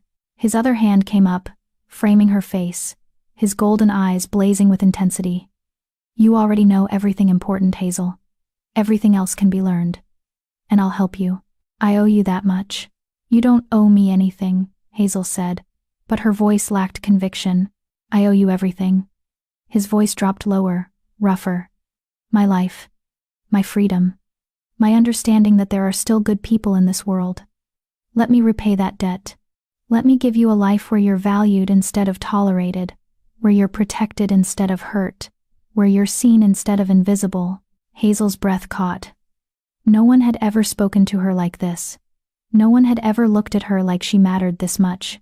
Okay, she whispered. Yes, I'll stay. I'll try. The smile that broke across William's face was blinding. For just a moment, she saw the wolf in him completely, the joy of a pack member welcomed home, the fierce satisfaction of protecting what was his. Then he was a man again, pulling her into an embrace that felt like safety incarnate. Thank you, he murmured against her hair. For saying yes. For trusting me. For being brave enough to choose yourself. Hazel buried her face in his shoulder, breathing in the scent of him, wood smoke and pine and something wilder underneath. He felt solid and warm and real. Like the forest given human form. Like home. They stood like that for a long moment, two people who understood each other in ways that went beyond words. The garden whispered around them, ancient trees bearing witness to a promise being made. Finally, William pulled back, though his hands remained on her shoulders. Come. There's something else I want to show you. He led her deeper into the garden, following a narrow path that wound between massive oaks. The undergrowth grew thicker here, wilder. Thorned roses climbed the trees, their blooms closed for the night. The moonlight barely penetrated the canopy. They emerged into a small clearing where a stone fountain stood, ancient and moss-covered. Water trickled from the mouth of a carved wolf's head at its center, flowing into a basin that reflected the stars above. This is the heart of the garden, William said quietly. The oldest part. My great-great-grandfather had this fountain commissioned after his curse broke. The wolf represents what he was, what we all are beneath the civilized surface. The water represents cleansing, renewal, the chance to start again. He turned to Hazel, his expression serious. I come here when I need to remember. When court politics get too complicated. When the weight of the title feels crushing. When I forget what actually matters. This fountain reminds me that I was once powerless, once at the mercy of others, once saved by unexpected kindness. Hazel approached the fountain, trailing her fingers through the cool water. The carved wolf seemed to watch her with knowing stone eyes.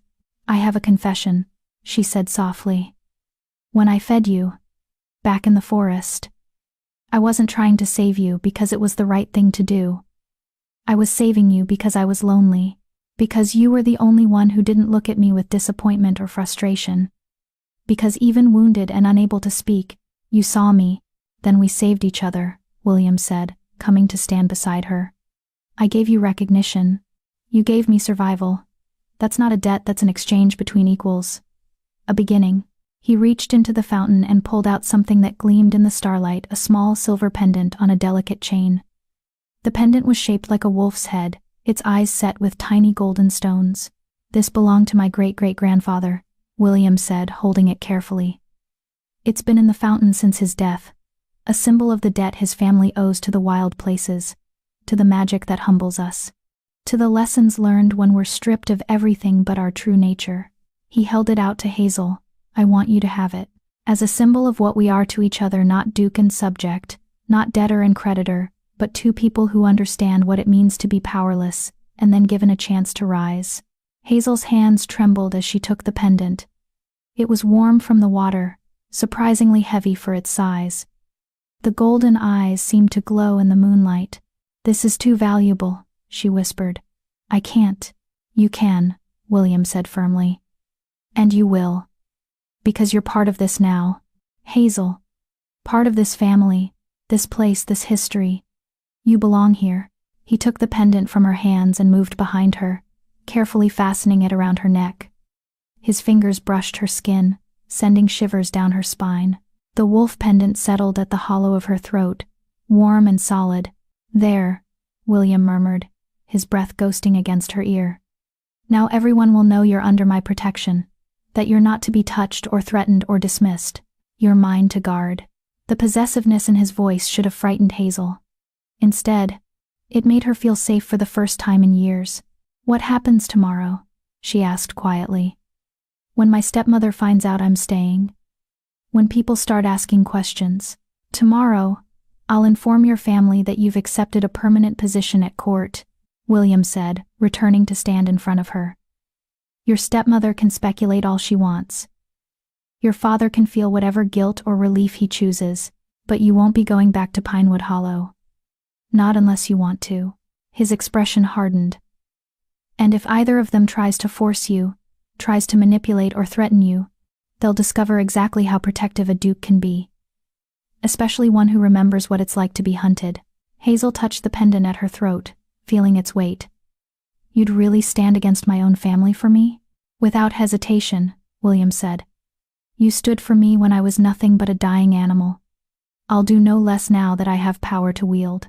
A sound echoed from the direction of the fortress music, laughter, the distant noise of the feast still continuing, the world they'd left behind, demanding their attention. William's expression soured. "I suppose we should return before someone organizes a search party. Can't have the Duke disappearing with a mysterious young woman on his first official gathering. The gossip would be insufferable." "Let them gossip," Hazel said, surprising herself with her boldness. "I spent 18 years trying to be invisible, trying not to be a burden. Maybe it's time I stopped apologizing for existing." William's smile was fierce and proud. "That's my girl. Come on then. Let's give the court something to talk about."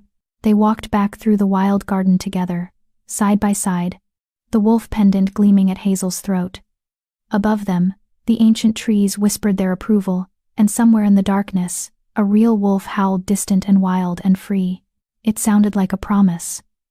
Like recognition between alpha and rescued. Like the beginning of something that would change everything. They entered the great hall through a side entrance, drawing immediate attention. The feast was in full swing, nobles eating and drinking, musicians playing, dancers twirling across the floor. But the moment the Duke appeared, everything stopped. Especially when people noticed the silver pendant at Hazel's throat. Gasps rippled through the crowd. Corinne's face went white, then red, cycling through emotions too quickly to name. Clint simply stared, his expression unreadable. Duke William led Hazel directly to where her family sat, his hand firm at the small of her back. A claim, a protection. Clint Marquez, William said, his voice carrying the weight of authority. Your daughter has accepted a position as lady-in-waiting to the ducal household. She'll be remaining at Thornwick permanently. I trust this meets with your approval? It wasn't really a question. More of a statement dressed in polite language. Clint opened his mouth, closed it, glanced at his wife. Corinne's eyes were locked on the pendant, calculating, scheming. Of course, Your Grace, Clint finally said. We're honored. Aren't we, Corinne? Extremely honored, Corinne managed, though her smile looked painful. Hazel, darling, what a wonderful opportunity for you. Darling. Hazel had never been darling before in her life. I'll arrange for her belongings to be collected from Pinewood Hollow, William continued smoothly. Along with a stipend for your household compensation for losing a family member to court service. Shall we say 50 gold pieces? The exact amount the Duke had once offered for wolf pelts. Hazel bit back a smile. Corinne's eyes went wide. That's very generous, Your Grace. I take care of those who serve me, William said, his golden eyes glinting with something dangerous. And I protect them fiercely. I trust there will be no issues with this arrangement. The threat was subtle but unmistakable. Hazel felt William's hand press slightly more firmly against her back. Reassurance, protection. A reminder that she wasn't alone anymore. No issues at all, Clint said quietly.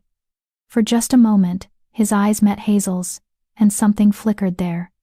Regret, maybe, or simply recognition that his daughter had found her own way out, without his help. Excellent. William turned to address the room at large, his voice carrying to every corner. I present to you Miss Hazel Wise, newest member of the ducal household. She's under my direct protection and will be treated with the respect due to her position. Anyone who has questions about this arrangement is welcome to bring them to me personally. The message was clear. Challenge this, and you challenge the Duke himself. The crowd murmured approval, though Hazel could see calculation in many faces. Questions. Speculation about what direct protection meant. About the pendant at her throat. About why a duke would single out a nobody from a backwater village. Let them speculate. Hazel lifted her chin, meeting their gazes steadily. She wasn't invisible anymore. Wasn't unwanted or unloved or disposable. She was seen, protected, valued, and she was exactly where she was meant to be, beside William, who had once been a wolf, who understood what it meant to be powerless, who looked at her like she was worth protecting. The feast continued around them, but Hazel barely noticed. She was too busy feeling the weight of the pendant at her throat, the solid warmth of William's presence beside her, the strange new lightness in her chest. Freedom, she realized. This is what freedom feels like. And it was just the beginning.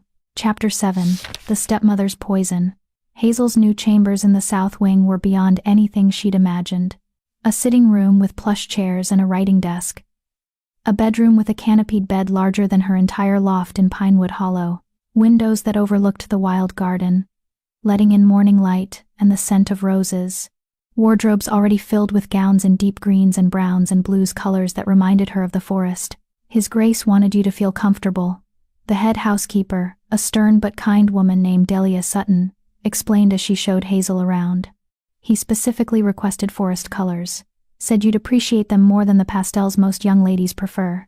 Hazel ran her fingers over a dress of deep emerald silk. He did?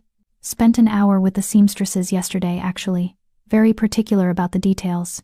Delia's expression softened slightly. In all my years serving this household, I've never seen His Grace take such personal interest in someone's comfort. You must have made quite an impression, Miss Wise. Please, just Hazel. Miss Hazel, then. Delia moved toward the door. I'll send a maid to help you dress for breakfast. His Grace has requested you join him in his private dining room at 8. Private dining room. Not the great hall with hundreds of eyes watching, but somewhere quiet, intimate. Hazel's stomach fluttered with nerves and something else, anticipation, maybe. Or the strange, unfamiliar warmth of being wanted. William was already seated when Hazel arrived, reading through a stack of documents with a slight frown. He looked different in the morning light, more human, less intimidating. His dark hair was slightly mussed, his shirt open at the collar, revealing the top of that scar she remembered so well. He glanced up as she entered, and his entire expression transformed. The frown disappeared, replaced by a smile that made her heart skip. "Hazel, good morning." He stood, pulling out a chair for her. "I hope you slept well?" "Better than I have in years," Hazel admitted, settling into the offered seat. "That bed is obscenely comfortable." "Good. You deserve comfort." William returned to his own chair, pushing the documents aside. "I wanted to speak with you privately before the day begins. About expectations, boundaries, what this position actually entails." Hazel's hands twisted in her lap. "I understand if there are duties." "There are no duties," William interrupted gently. "Not in the traditional sense. You're not actually a lady-in-waiting, Hazel. That's just the title I used to justify your presence here, without starting rumors that would complicate both our lives." "Then what am I?" "You're my friend," he said simply. "The only real friend I've had since the curse broke. Maybe the only real friend I've ever had." He leaned forward, his golden eyes serious. "I don't want a servant, Hazel. I don't want someone who curtsies and says yes, Your Grace, and tells me what I want to hear. I want someone who'll be honest with me, who'll walk in the garden and tell me stories about the forest, who'll remind me what matters when court politics try to make me forget." Hazel's throat tightened. "You're giving me a home just to have someone to talk to." "I'm giving you a home because you deserve one," William corrected. "And yes, because I'm selfish enough to want you close. To want to hear your voice and see your smile and know that someone in this fortress actually sees me instead of just the title." Before Hazel could respond, a sharp knock sounded at the door. William's expression darkened. "Enter." A servant stepped in, nervous and apologetic. "Your Grace, forgive the interruption, but there's a situation. Mrs. Corin Rocha is demanding an audience. She's been waiting in the antechamber for over an hour, and refuses to leave until she speaks with you, about Miss Wise." Hazel's stomach dropped. "My stepmother, of course she is." William's voice was flat, controlled anger simmering beneath. "Tell her I'll see her in my official receiving room in 10 minutes, and have guards present." The servant bowed and disappeared. William turned back to Hazel, his expression softening. "You don't have to be there for this. I can handle her alone." "No." Hazel straightened her shoulders. "I should face her. I've spent 18 years letting her control me through fear. If I'm going to start fresh here, I need to prove to myself that she can't hurt me anymore." Pride flashed in William's golden eyes. "Then we face her together. But Hazel, if at any point you want to leave, you leave. She doesn't get to abuse you anymore. That's not negotiable." The receiving room was formal and cold, designed to intimidate. High ceilings, stone walls, a raised dais where William sat in what could only be described as a throne. Guards flanked the doors, hands on sword hilts. Hazel stood beside the throne, the wolf pendant gleaming at her throat. She'd changed into one of the new dresses, the emerald silk that made her look older, more sophisticated, more like she belonged. Corin was ushered in, and Hazel almost didn't recognize her. Her stepmother looked diminished, smaller than Hazel remembered. The borrowed dress she wore was wrinkled from travel, her hair slightly disheveled. In the grand receiving room, surrounded by stone and guards and ducal authority, Corinne looked exactly like what she was, a provincial woman out of her depth, trying desperately to claw back control. "Your Grace." Corinne curtsied deeply. "Thank you for seeing me." "Mrs. Rocha." William's voice was arctic. "I'm told you refused to return to Pinewood Hollow without speaking to me. Explain." Corinne's eyes darted to Hazel, calculation evident in her expression. "It's about my stepdaughter, Your Grace. I fear there's been a misunderstanding." "Has there?" "Yes. You see, Hazel is, well, she's troubled, has been since childhood, prone to flights of fancy, telling elaborate stories, seeking attention in inappropriate ways." Corinne's voice dripped false concern. "I'm worried she may have misrepresented her situation to gain your sympathy. Led you to believe she was mistreated when in fact—" "Stop." William's single word cracked like a whip. "Before you dig yourself deeper into whatever pit you're creating, let me be very clear.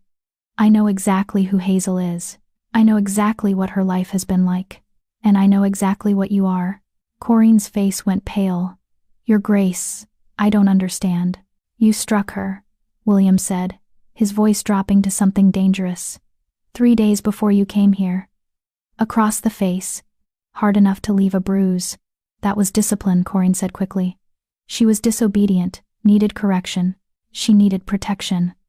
William stood, descending from the dais with predatory grace. From you, from a woman who saw a child as nothing more than a burden to be tolerated or a commodity to be sold. Tell me, Mrs. Rocha, what was your plan? Marry Hazel off to me for your own advancement? Use her like a chess piece to secure your position. Corinne's silence was answer enough. William smiled, and it was terrifying. Here's what's going to happen. You're going to return to Pinewood Hollow, with the 50 gold pieces I promised. You're going to tell everyone that Hazel has risen to a position of honor at court, and you're going to leave her alone, permanently. But she's my stepdaughter, Corinne protested. I have rights. You have nothing, William said flatly. Hazel is 18, an adult by law. She owes you no duty, no obedience, no acknowledgement, and if you attempt to contact her, manipulate her, or spread rumors designed to hurt her. He leaned forward, golden eyes blazing. I will make it my personal mission to ensure every creditor you've ever avoided, every shop owner you've cheated, every person you've wronged in your grasping climb through life, knows exactly where to find you. Do I make myself clear? Corinne's face cycled through rage, fear, and finally defeated calculation. Crystal clear, Your Grace. Good. You're dismissed. But Corinne wasn't quite done. As she turned to leave, she paused, looking directly at Hazel for the first time. You think you've won, she said quietly. You think you've escaped into some fairy tale. But you're still the same plain, forgettable girl you always were. And when His Grace tires of whatever novelty you represent, when he finds a real lady to marry, you'll be right back where you started. Alone. Unwanted. Invisible. The words hit like physical blows, finding all of Hazel's deepest fears and twisting, because part of her, the small, damaged part that had internalized 18 years of emotional abuse, wondered if Corinne was right. But before Hazel could spiral, William moved. He crossed the distance between them in 3 strides and placed himself between Hazel and Corinne, a physical barrier. You're wrong, he said, his voice low and utterly certain. Hazel isn't plain. She isn't forgettable. And she will never be unwanted again. Because I see her. I value her. And unlike you, I understand that true worth has nothing to do with appearance or social standing and everything to do with character. He turned slightly, including Hazel in his protective stance. Hazel saved my life once. Showed me kindness when I was powerless and dying. That debt doesn't expire. That recognition doesn't fade. She has earned a place here that you couldn't buy with all the gold in this territory. Corinne's expression twisted with something ugly jealousy, maybe, or simple viciousness. You're bewitched. It's the only explanation. She's done something. Used some forest magic. Guards, William said sharply. Mrs. Rocha is leaving. Now. Escort her to the gates, and ensure she departs immediately. If she attempts to return, she's to be turned away. The guards moved forward. Corinne opened her mouth to protest, caught the look in William's eyes, and thought better of it. She left in a rustle of skirts and impotent fury, her footsteps echoing in the stone corridor. When the doors closed behind her, silence fell. Hazel found she was shaking, not from fear exactly, but from the sheer intensity of the confrontation. Years of abuse condensed into minutes. Years of small cruelties finally acknowledged and rejected. Hazel. William turned to her, his hands gentle on her shoulders. Are you all right? I don't know, Hazel admitted. Her voice sounded distant to her own ears. She said, what if she's right? What if I am just novelty? What if... Stop. William cupped her face, forcing her to meet his eyes. Listen to me carefully. What Corinne said, every poisonous word that's not truth. That's the last desperate attempt of someone who's lost control to regain power. She wants you to doubt yourself because your confidence threatens her. But what if you do tire of me? The question escaped before Hazel could stop it, small and vulnerable. What if I'm not interesting enough, smart enough, refined enough? Then I'm a fool who doesn't deserve you, William said fiercely. Hazel, you saved my life. Do you understand what that means? Not just physically, but spiritually. You reminded me that there's good in this world, that kindness exists, that power isn't the only thing that matters. You did that when you were 10 years old with nothing but stale bread and a brave heart. His thumbs brushed away tears she hadn't realized were falling. You're not here because you're useful to me. You're here because you're important to me. Because when I look at you, I see the person who chose compassion over fear, who fed a monster instead of running, who warned me of danger at risk to herself. I see the person I want to become, he continued quietly. Brave enough to choose kindness even when it costs something. Strong enough to stand alone if necessary. Real enough to admit when she's hurting instead of hiding behind masks. Hazel's breath hitched. I'm scared. Of failing. Of disappointing you. Of proving Corinne right. Then be scared, William said simply. Fear is natural. But don't let it stop you from trying. Don't let her poison make you small again. You've already proven you're capable of extraordinary courage now. You just have to prove it to yourself. He pulled her into an embrace, and Hazel let herself be held. Let herself feel safe for just a moment in the circle of his arms, breathing in his familiar scent, feeling the solid warmth of him. I'll try, she whispered against his shoulder. I'll try to be brave. You already are, William murmured. You just need to see it. The rest of the day passed in a blur. Servants came and went, bringing meals Hazel barely tasted, offering assistance she didn't know how to accept. Delia showed her the library 3 floors of books that made Hazel's heart soar. The head steward, a efficient man named Barry Hodges, explained her theoretical duties and then immediately said she should ignore most of them. His Grace has made it clear you're here as a companion, not a servant, Barry said briskly. You're to be comfortable, pursue whatever interests you wish, and generally be left alone unless you request otherwise. Quite unprecedented. But then, His Grace has always been unconventional. As evening fell, Hazel found herself back in the wild garden, seeking solace in the familiar comfort of trees and shadows.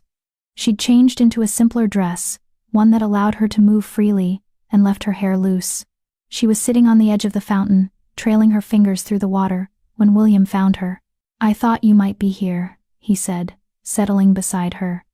He'd changed too, out of formal clothes into something simpler. More like the wolf she remembered. Corinne's words keep circling in my head, Hazel admitted. I know they're poison. I know they're not true. But poison works by being partly believable, William finished. By finding the fears we already carry and amplifying them. Yes.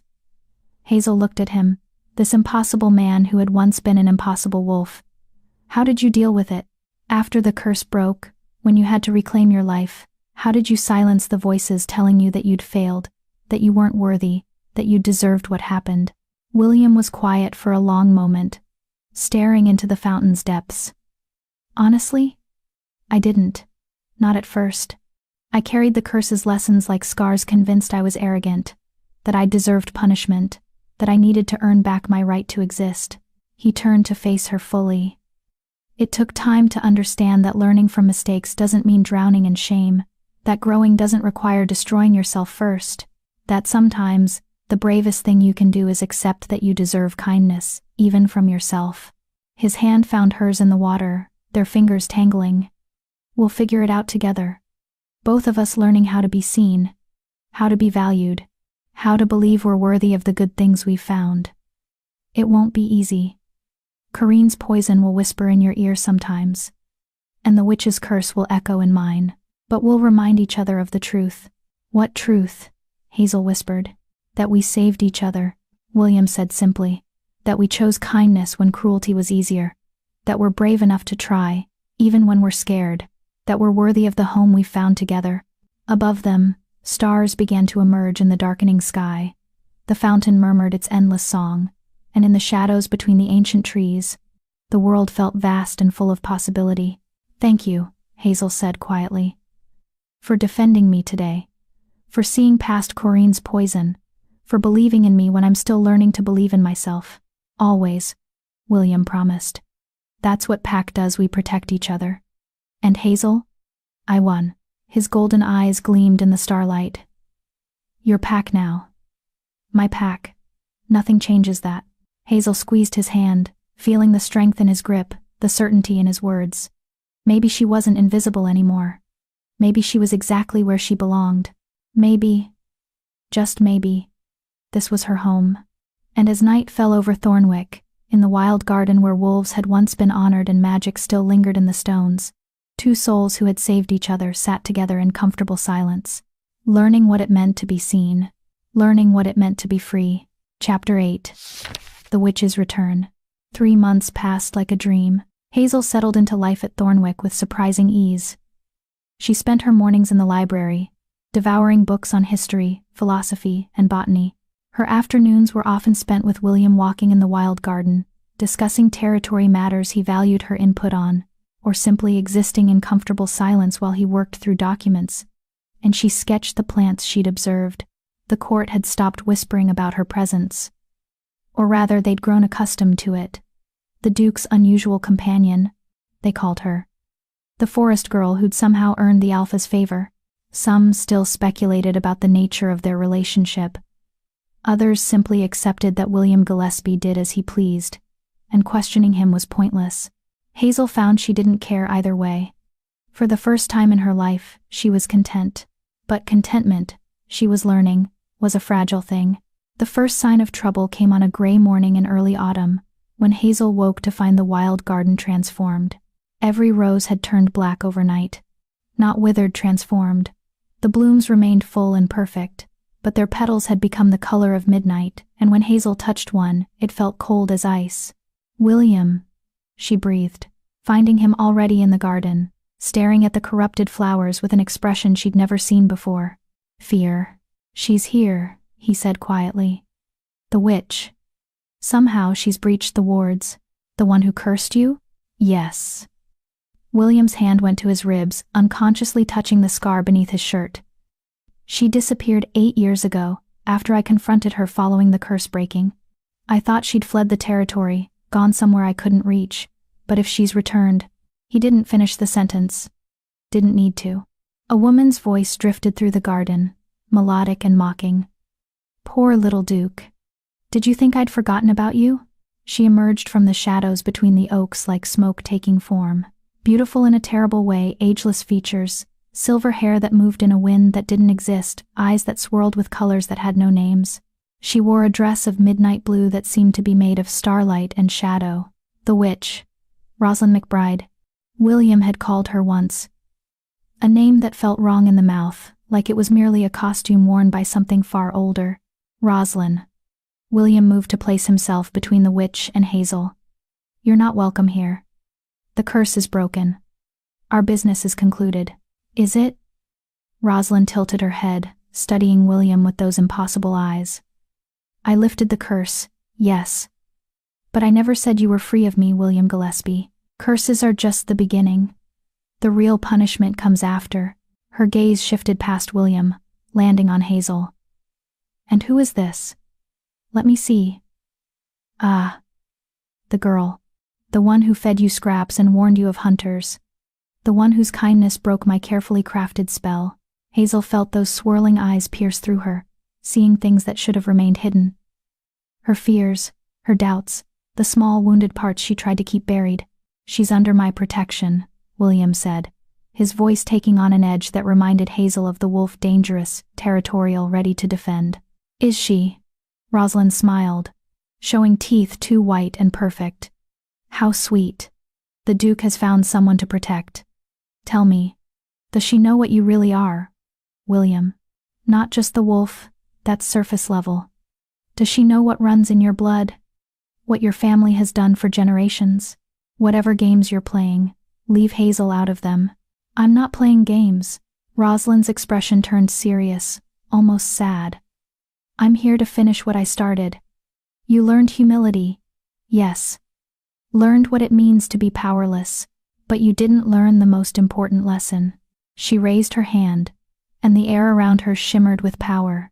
You didn't learn that power always has a price, that those who wield it are responsible for how it's used, that your family's legacy, all those wolves protecting these territories, All that ancient magic bound into the bloodline. That legacy is built on bones and bargains you've never questioned. William's face had gone pale.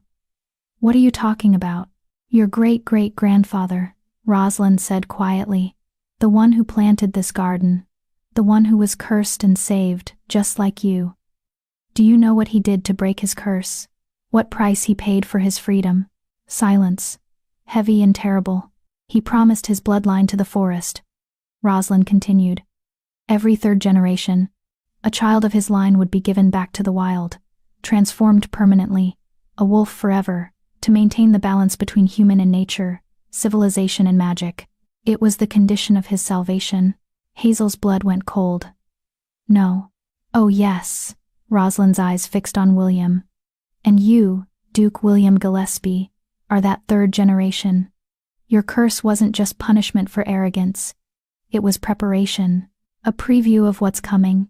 Because in 3 days, on the autumn equinox, when the veil between worlds is thinnest, the debt comes due.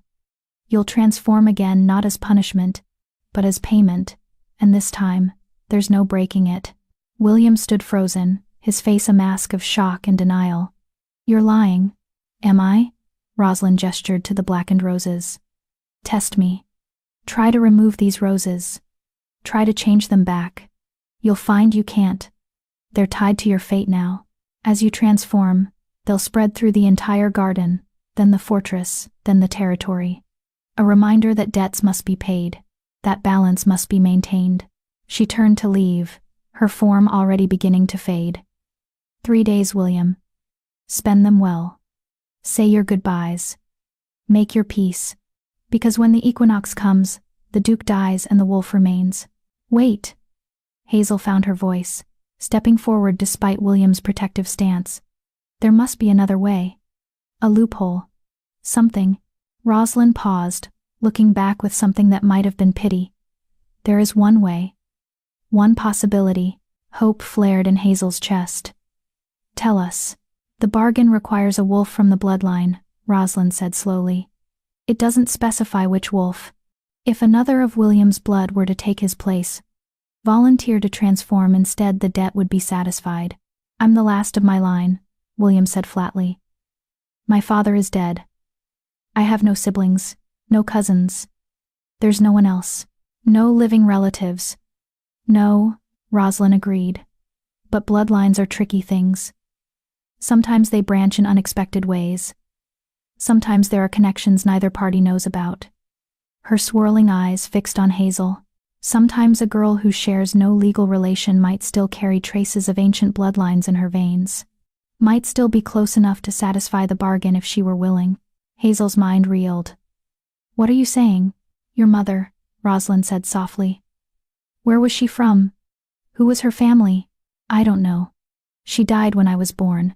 My father never spoke of her past. Convenient. Rosalind's smile was knowing. Perhaps you should ask him. Perhaps there are secrets in your lineage that might change everything. Or perhaps. She shrugged, already fading into shadow. Perhaps I'm simply giving you false hope to make these last days more bitter. You'll have to figure it out yourselves. And then she was gone, vanished like morning mist, leaving only the corrupted roses and the weight of her words behind. William and Hazel stood in the garden for a long time, neither speaking. The blackened roses seemed to whisper around them, promises of transformation, of debts coming due, of fate closing in like a trap. Finally, William turned to Hazel, his golden eyes dim with resignation. 3 days. We'll find another way, Hazel said fiercely. We'll research. We'll look for loopholes. Will. Hazel. He cupped her face gently.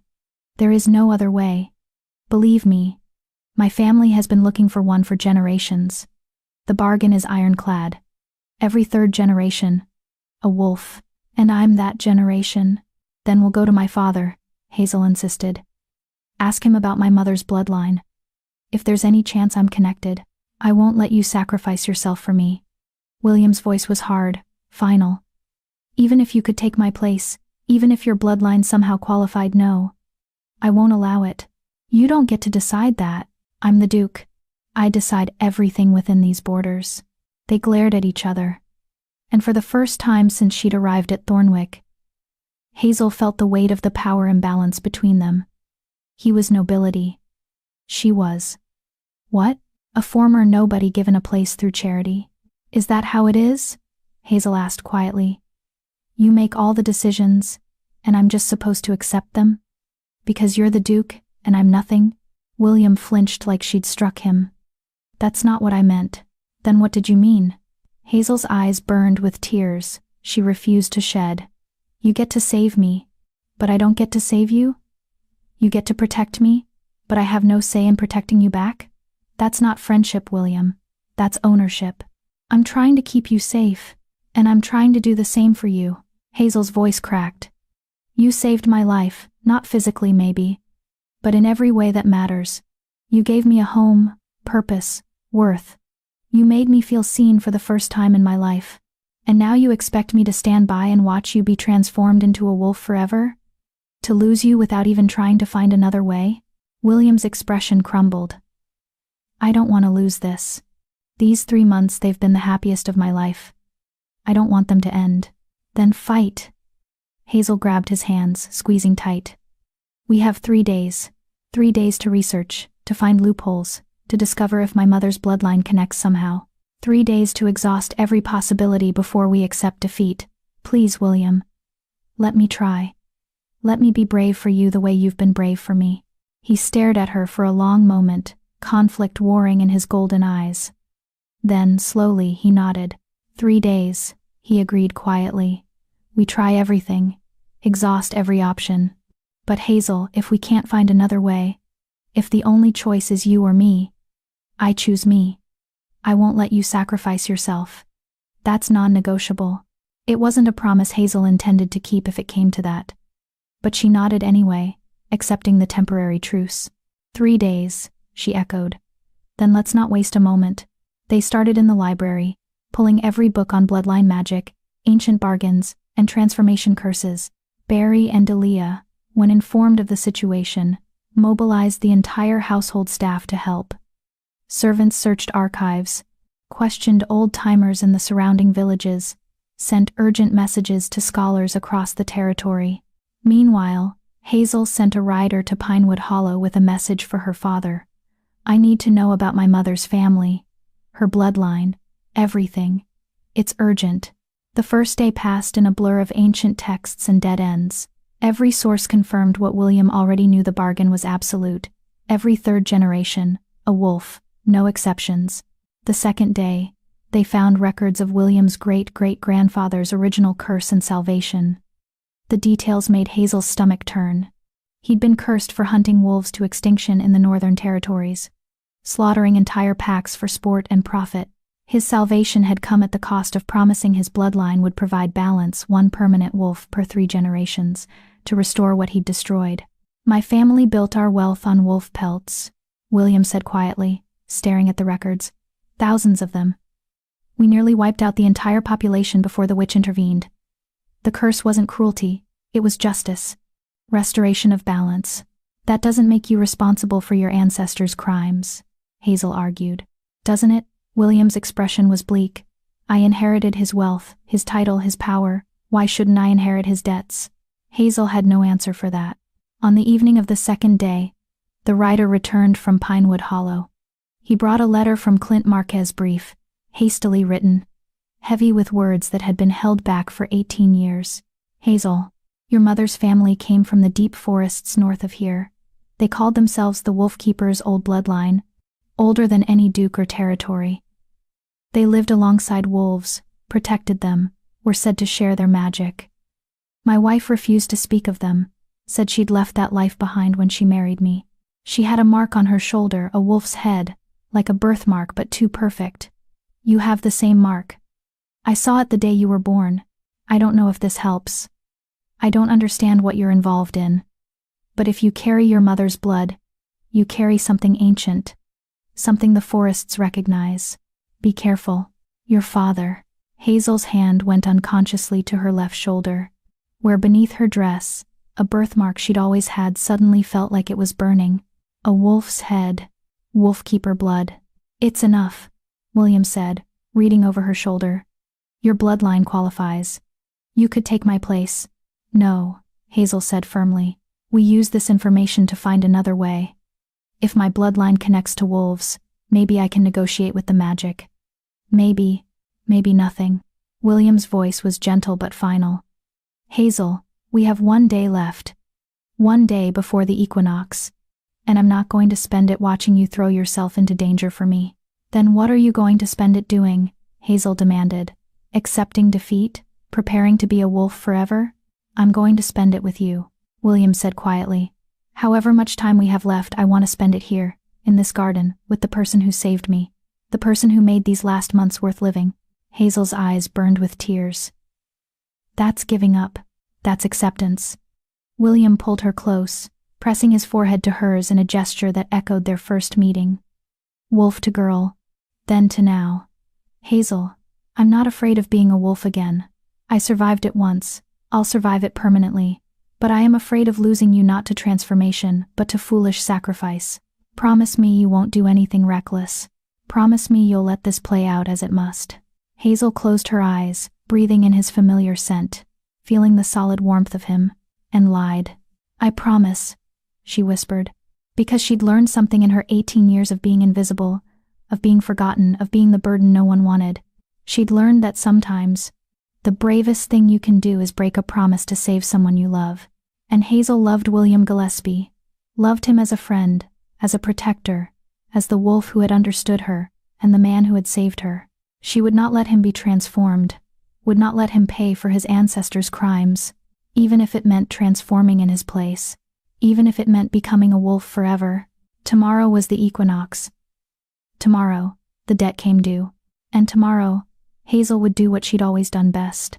She would save the wolf. Chapter 9. The Equinox Sacrifice. The autumn equinox dawned gray and cold, mist clinging to the fortress walls like grasping fingers. Hazel had barely slept. She'd spent the night in the wild garden, sitting by the fountain where the carved wolf seemed to watch her with knowing stone eyes.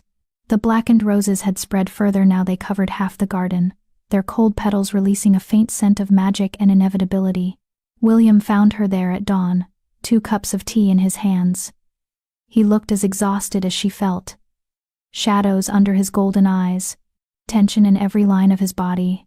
Couldn't sleep either, he asked, settling beside her on the fountain's edge. No. Hazel accepted the tea, wrapping her cold hands around the warm cup. What time does it happen? Sunset. When day and night are perfectly balanced. William's voice was steady, controlled. He'd made his peace with this, or at least convinced himself he had.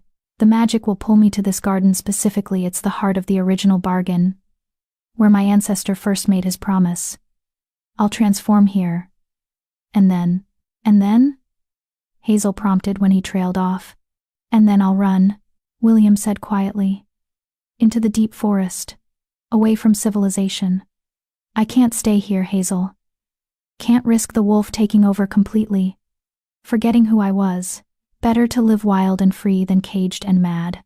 You're really going to accept this? It wasn't a question. I have to. He looked at her, gold eyes filled with regret and resignation. There's no other way. We've exhausted every possibility. The magic is absolute. Hazel said nothing, just sipped her tea and watched the mist curl through the corrupted garden. She'd made her decision hours ago, in the dark before dawn. Had written letters, one to William, one to Delia, one to Barry. Had studied the research they'd compiled, understanding now how the magic worked, how the bargain measured bloodlines, how a voluntary sacrifice could redirect the transformation. All she needed was the right moment. The day passed with agonizing slowness. William insisted on spending it together, showing Hazel his favorite places in the fortress, telling her stories about his childhood before the curse, making her promise to take care of the wild garden after he was gone.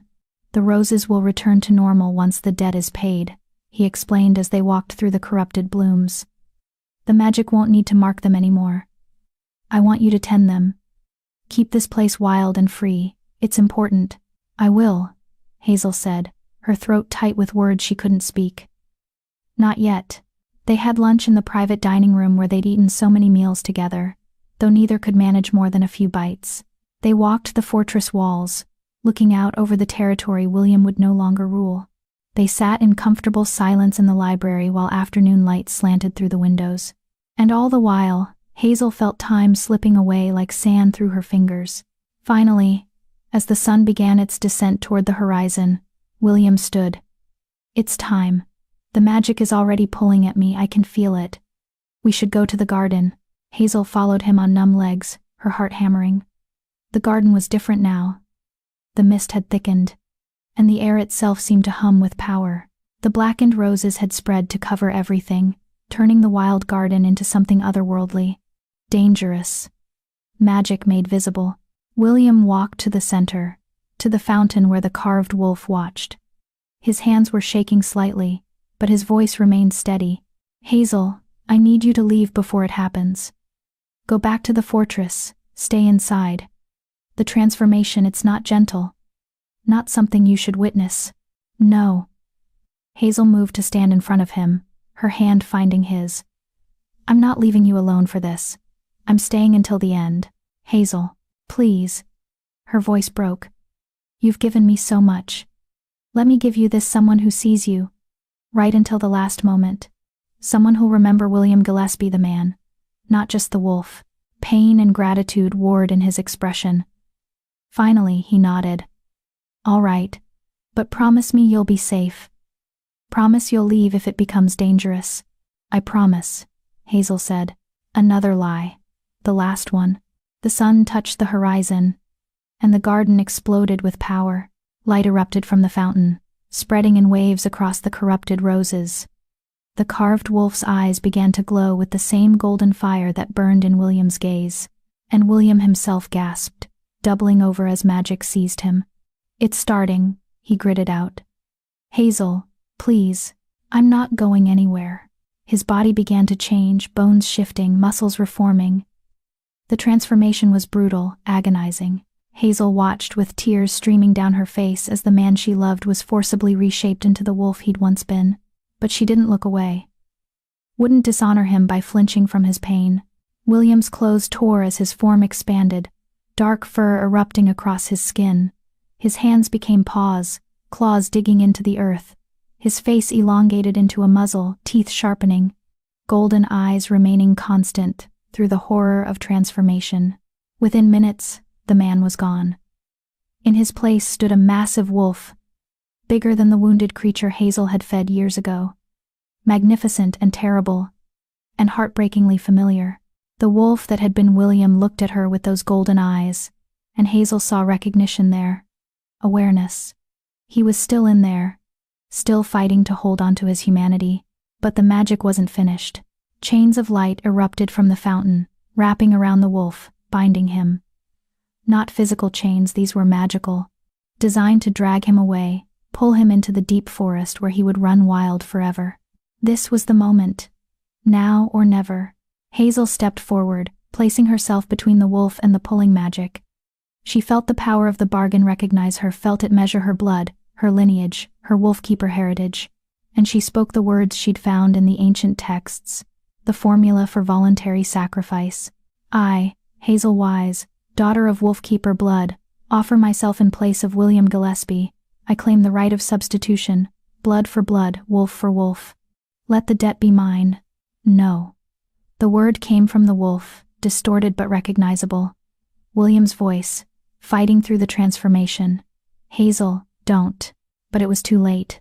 The magic seized her like a lightning strike. Hazel screamed as power flooded through her veins, burning, reshaping, transforming.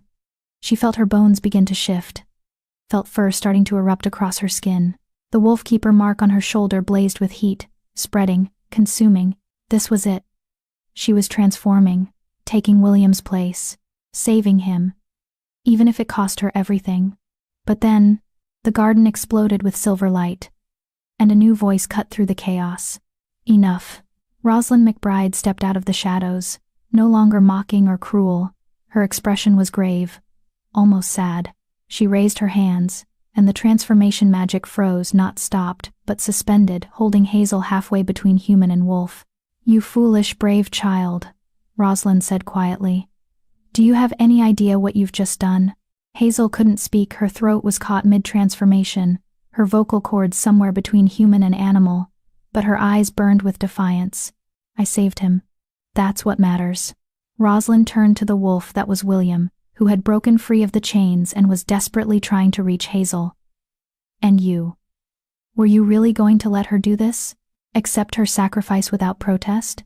The wolf snarled, a sound of pure anguish. I thought not. Rosalind's expression softened slightly. Here's what neither of you understood. What I was testing for. The bargain requires a wolf, yes, but it doesn't require a permanent transformation.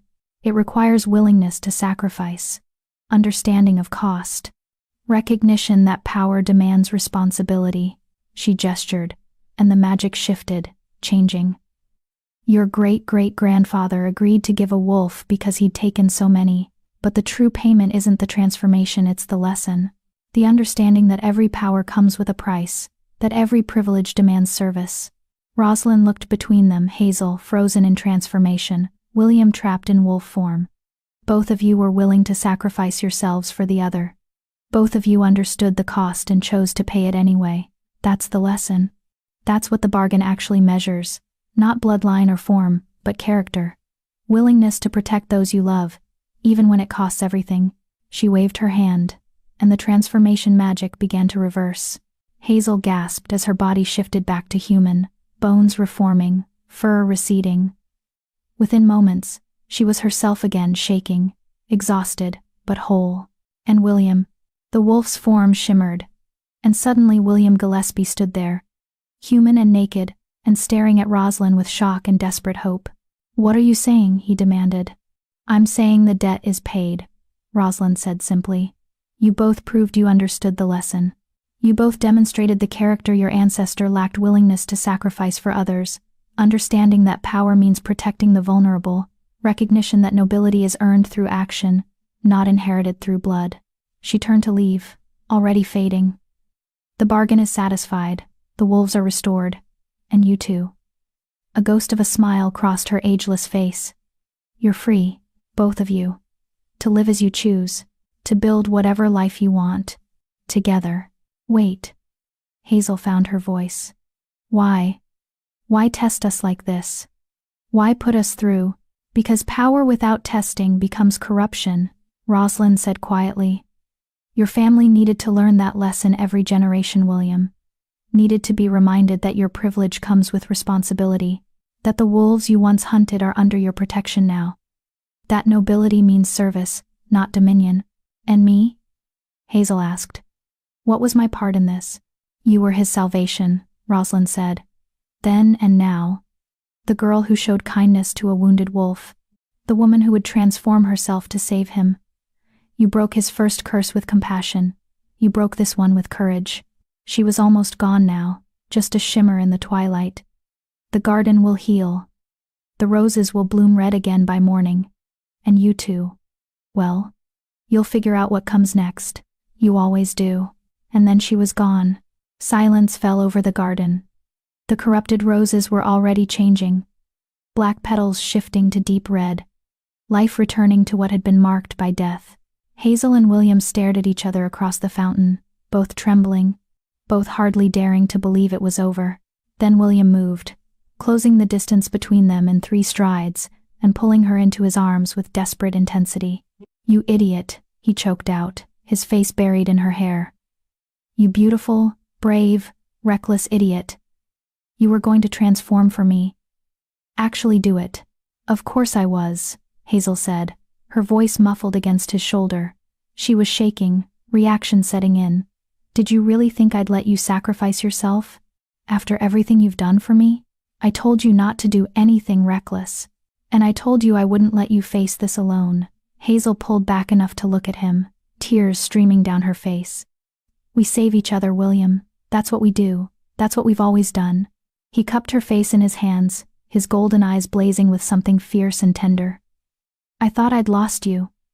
When I saw you start to transform, I thought, but you didn't. Hazel covered his hands with hers. We're both here. Both human. Both free. Both free, William repeated, wonder creeping into his voice. The curse is broken. Actually, truly broken. I'm not going to transform. I'm not going to lose myself. We're free. Hazel finished. Then, before she could second-guess herself, she kissed him. For a moment, William froze in surprise. Then his arms tightened around her, and he was kissing her back with 8 years of longing and 3 months of growing feelings and 1 day of thinking he'd lost everything that mattered.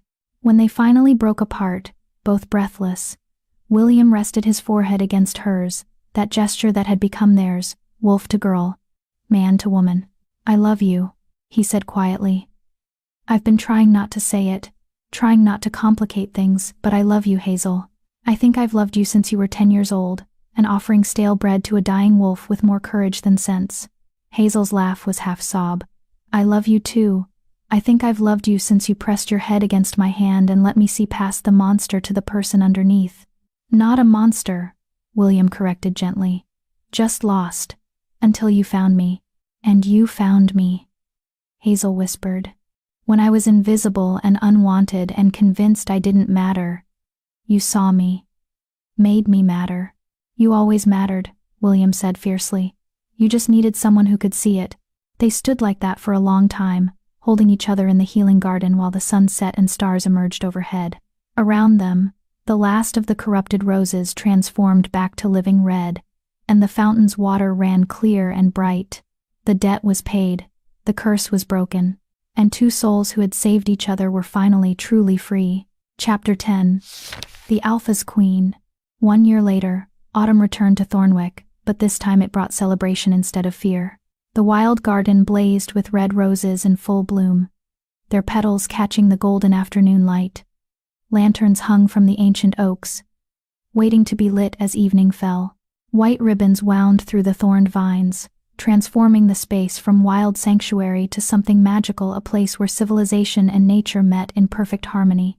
Hazel stood in her chambers, staring at her reflection in disbelief. The wedding dress was nothing like the borrowed blue silk she'd worn a year ago. This was forest green, deep as pine needles, rich as moss with silver embroidery that traced patterns of wolves and roses up the bodice and sleeves. It fit perfectly because it had been made for her, designed specifically for the woman she'd become, not the invisible girl from Pinewood Hollow. Not the burden who ate food her family couldn't afford. Hazel Wise, soon-to-be Duchess of Thornwick, wife to William Gillespie, partner to the man who had once been a wolf. "You look terrified," Delia said from behind her, adjusting the silver circlet in Hazel's hair. "It's a bit late for cold feet, dear. Half the territory is waiting in that garden." "I'm not terrified of marrying him," Hazel said quickly. "I'm terrified of everything else. Being a duchess. Having responsibilities. People depending on me. What if I'm not good enough? What if I fail?" "Then you'll fail together," Delia said pragmatically. "That's what marriage is, figuring it out as you go, making mistakes, learning from them. His Grace isn't perfect either, you know. Just last week he nearly started a diplomatic incident by telling Lord Graham his hunting practices were barbaric." Despite her nerves, Hazel smiled. "That does sound like him. He speaks his mind. Consequence be damned." "And you?" Delia turned Hazel to face her properly. "You've spent a year learning statecraft, diplomacy, and territory management. You've reorganized the entire household staff for better efficiency. You've established a literacy program in 3 villages. You've done more good in 12 months than most nobles do in a lifetime." "Because William let me," Hazel said. "Encouraged me, believed I could. And you proved him right." Delia's stern expression softened into something almost motherly. "Stop doubting yourself, child. You earned this, not through bloodline or luck, but through character. The same character that made you feed a dying wolf when any sensible person would have run." A knock sounded at the door. Barry entered, looking unusually emotional. "Miss Hazel, I mean, Your Grace, it's time." His Grace is waiting in the garden, looking rather nervous himself, if I'm honest.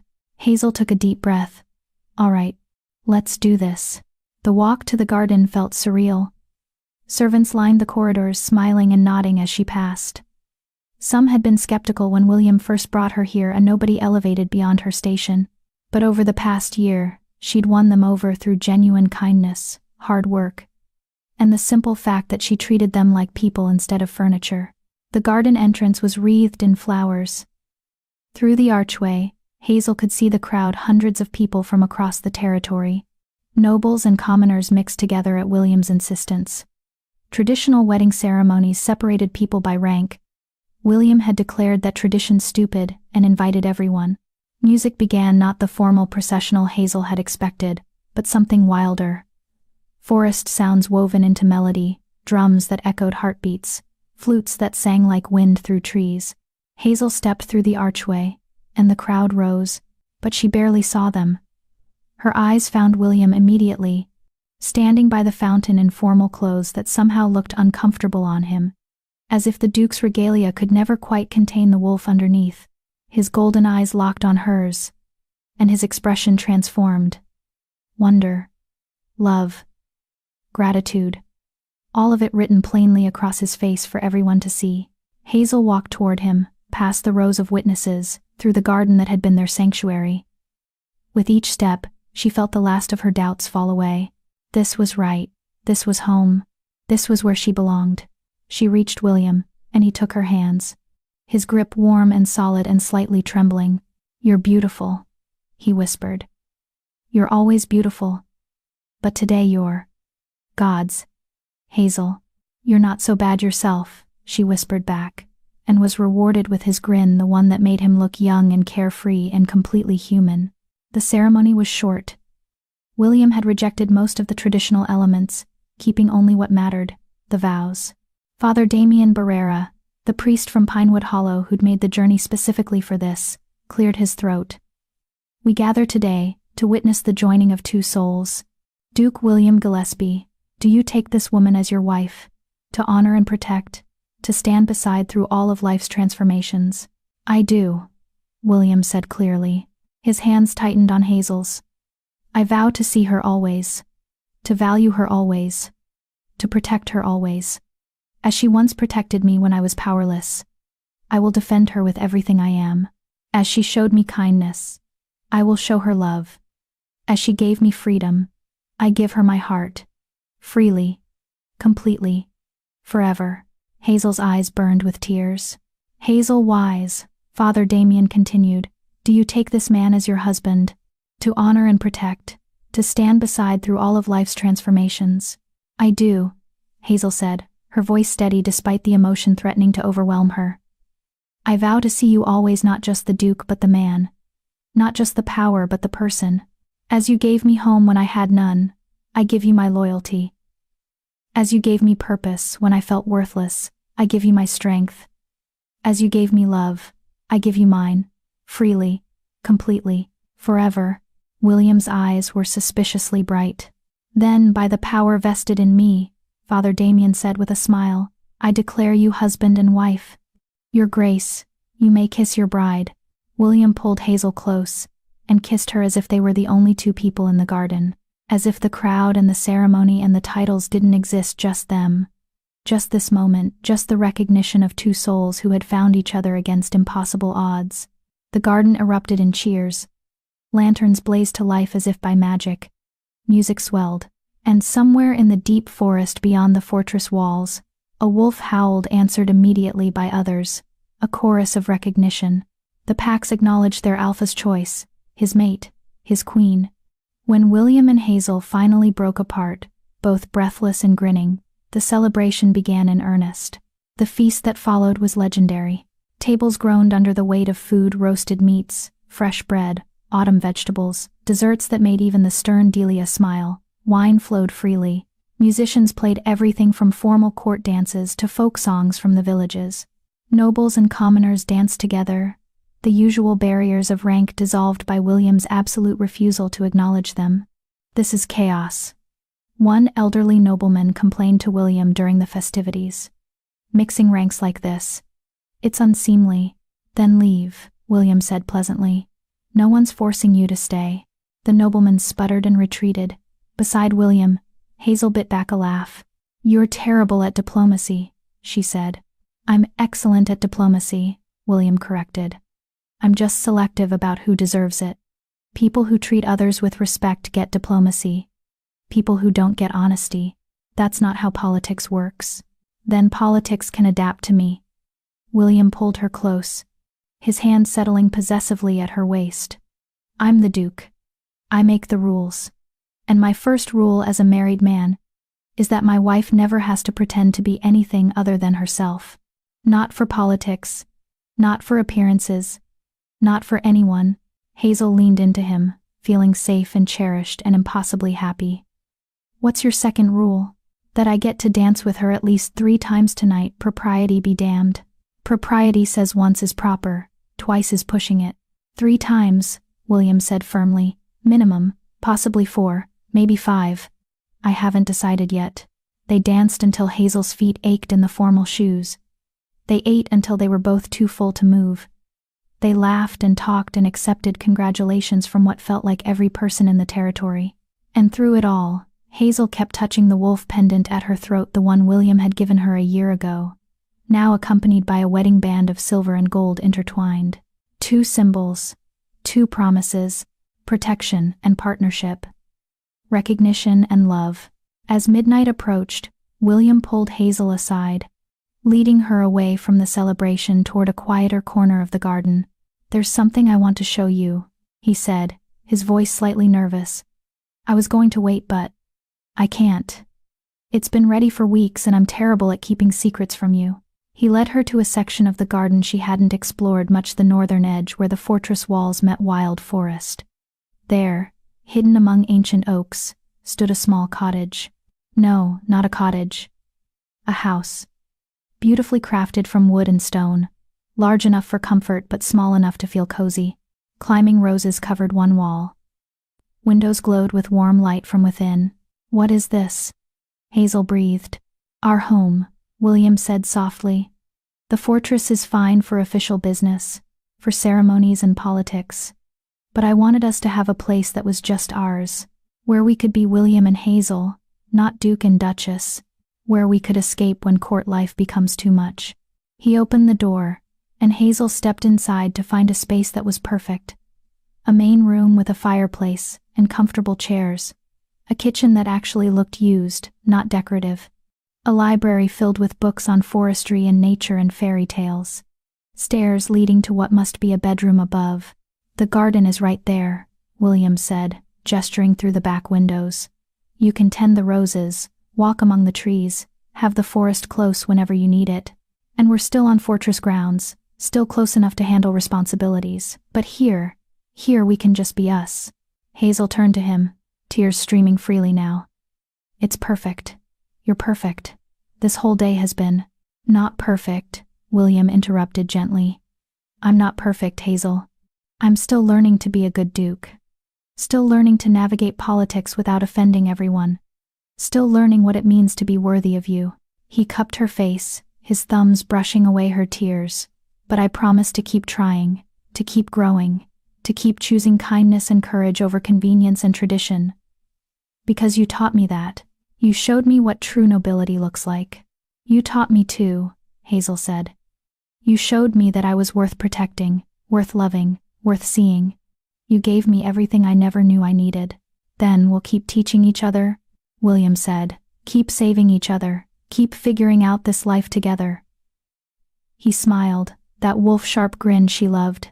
"Think you can handle being married to someone who's part wild animal?" "I fed that wild animal scraps when he was dying," Hazel reminded him. "I think I can handle him." "Good." William swept her into his arms, making her laugh. "Because this wild animal is never letting you go. You're stuck with me now, Hazel Gillespie, for better or worse." "Mostly better," Hazel said, wrapping her arms around his neck. "Definitely better." He carried her up the stairs to their new bedroom, their private sanctuary within their private sanctuary. And as he kicked the door shut behind them, Hazel caught a glimpse through the window of the wild garden below, roses blooming red in the moonlight, ancient trees standing witness. The forest remembered. The wolves remembered. And in the cottage at the edge of civilization and wilderness, 2 souls who had saved each other built their life together. Not perfect. Not without challenges, but real. And chosen. And full of the kind of love that only comes from truly seeing someone, not their title or appearance or past, but their heart. The girl who fed wolves had become a duchess. The wolf who learned kindness had become a king worth following. And together they would protect these territories, these forests, these people, with the same courage and compassion that had saved them both. This was their story. Their triumph. Their happily ever after. Epilogue. 5 years later.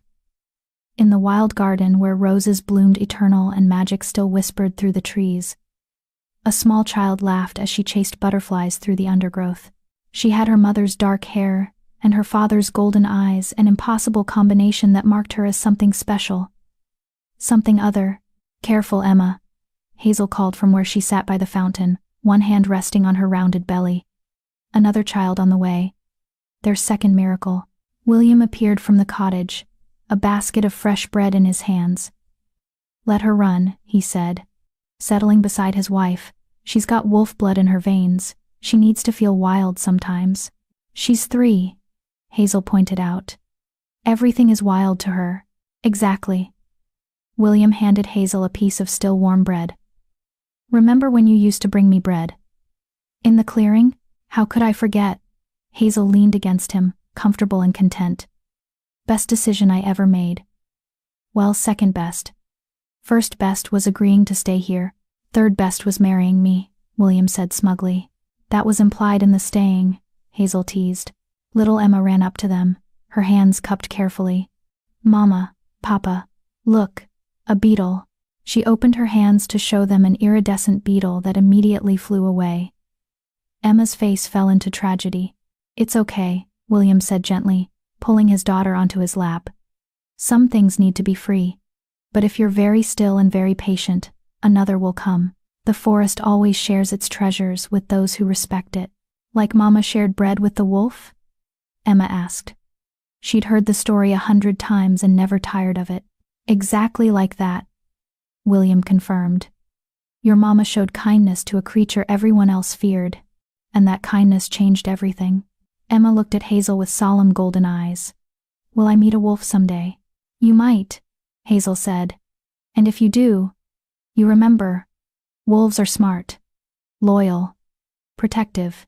If you show them respect, they'll show you the same. And if I meet a cursed prince? Emma asked hopefully. William and Hazel exchanged amused glances. Then you feed him, Hazel said. And warn him of danger.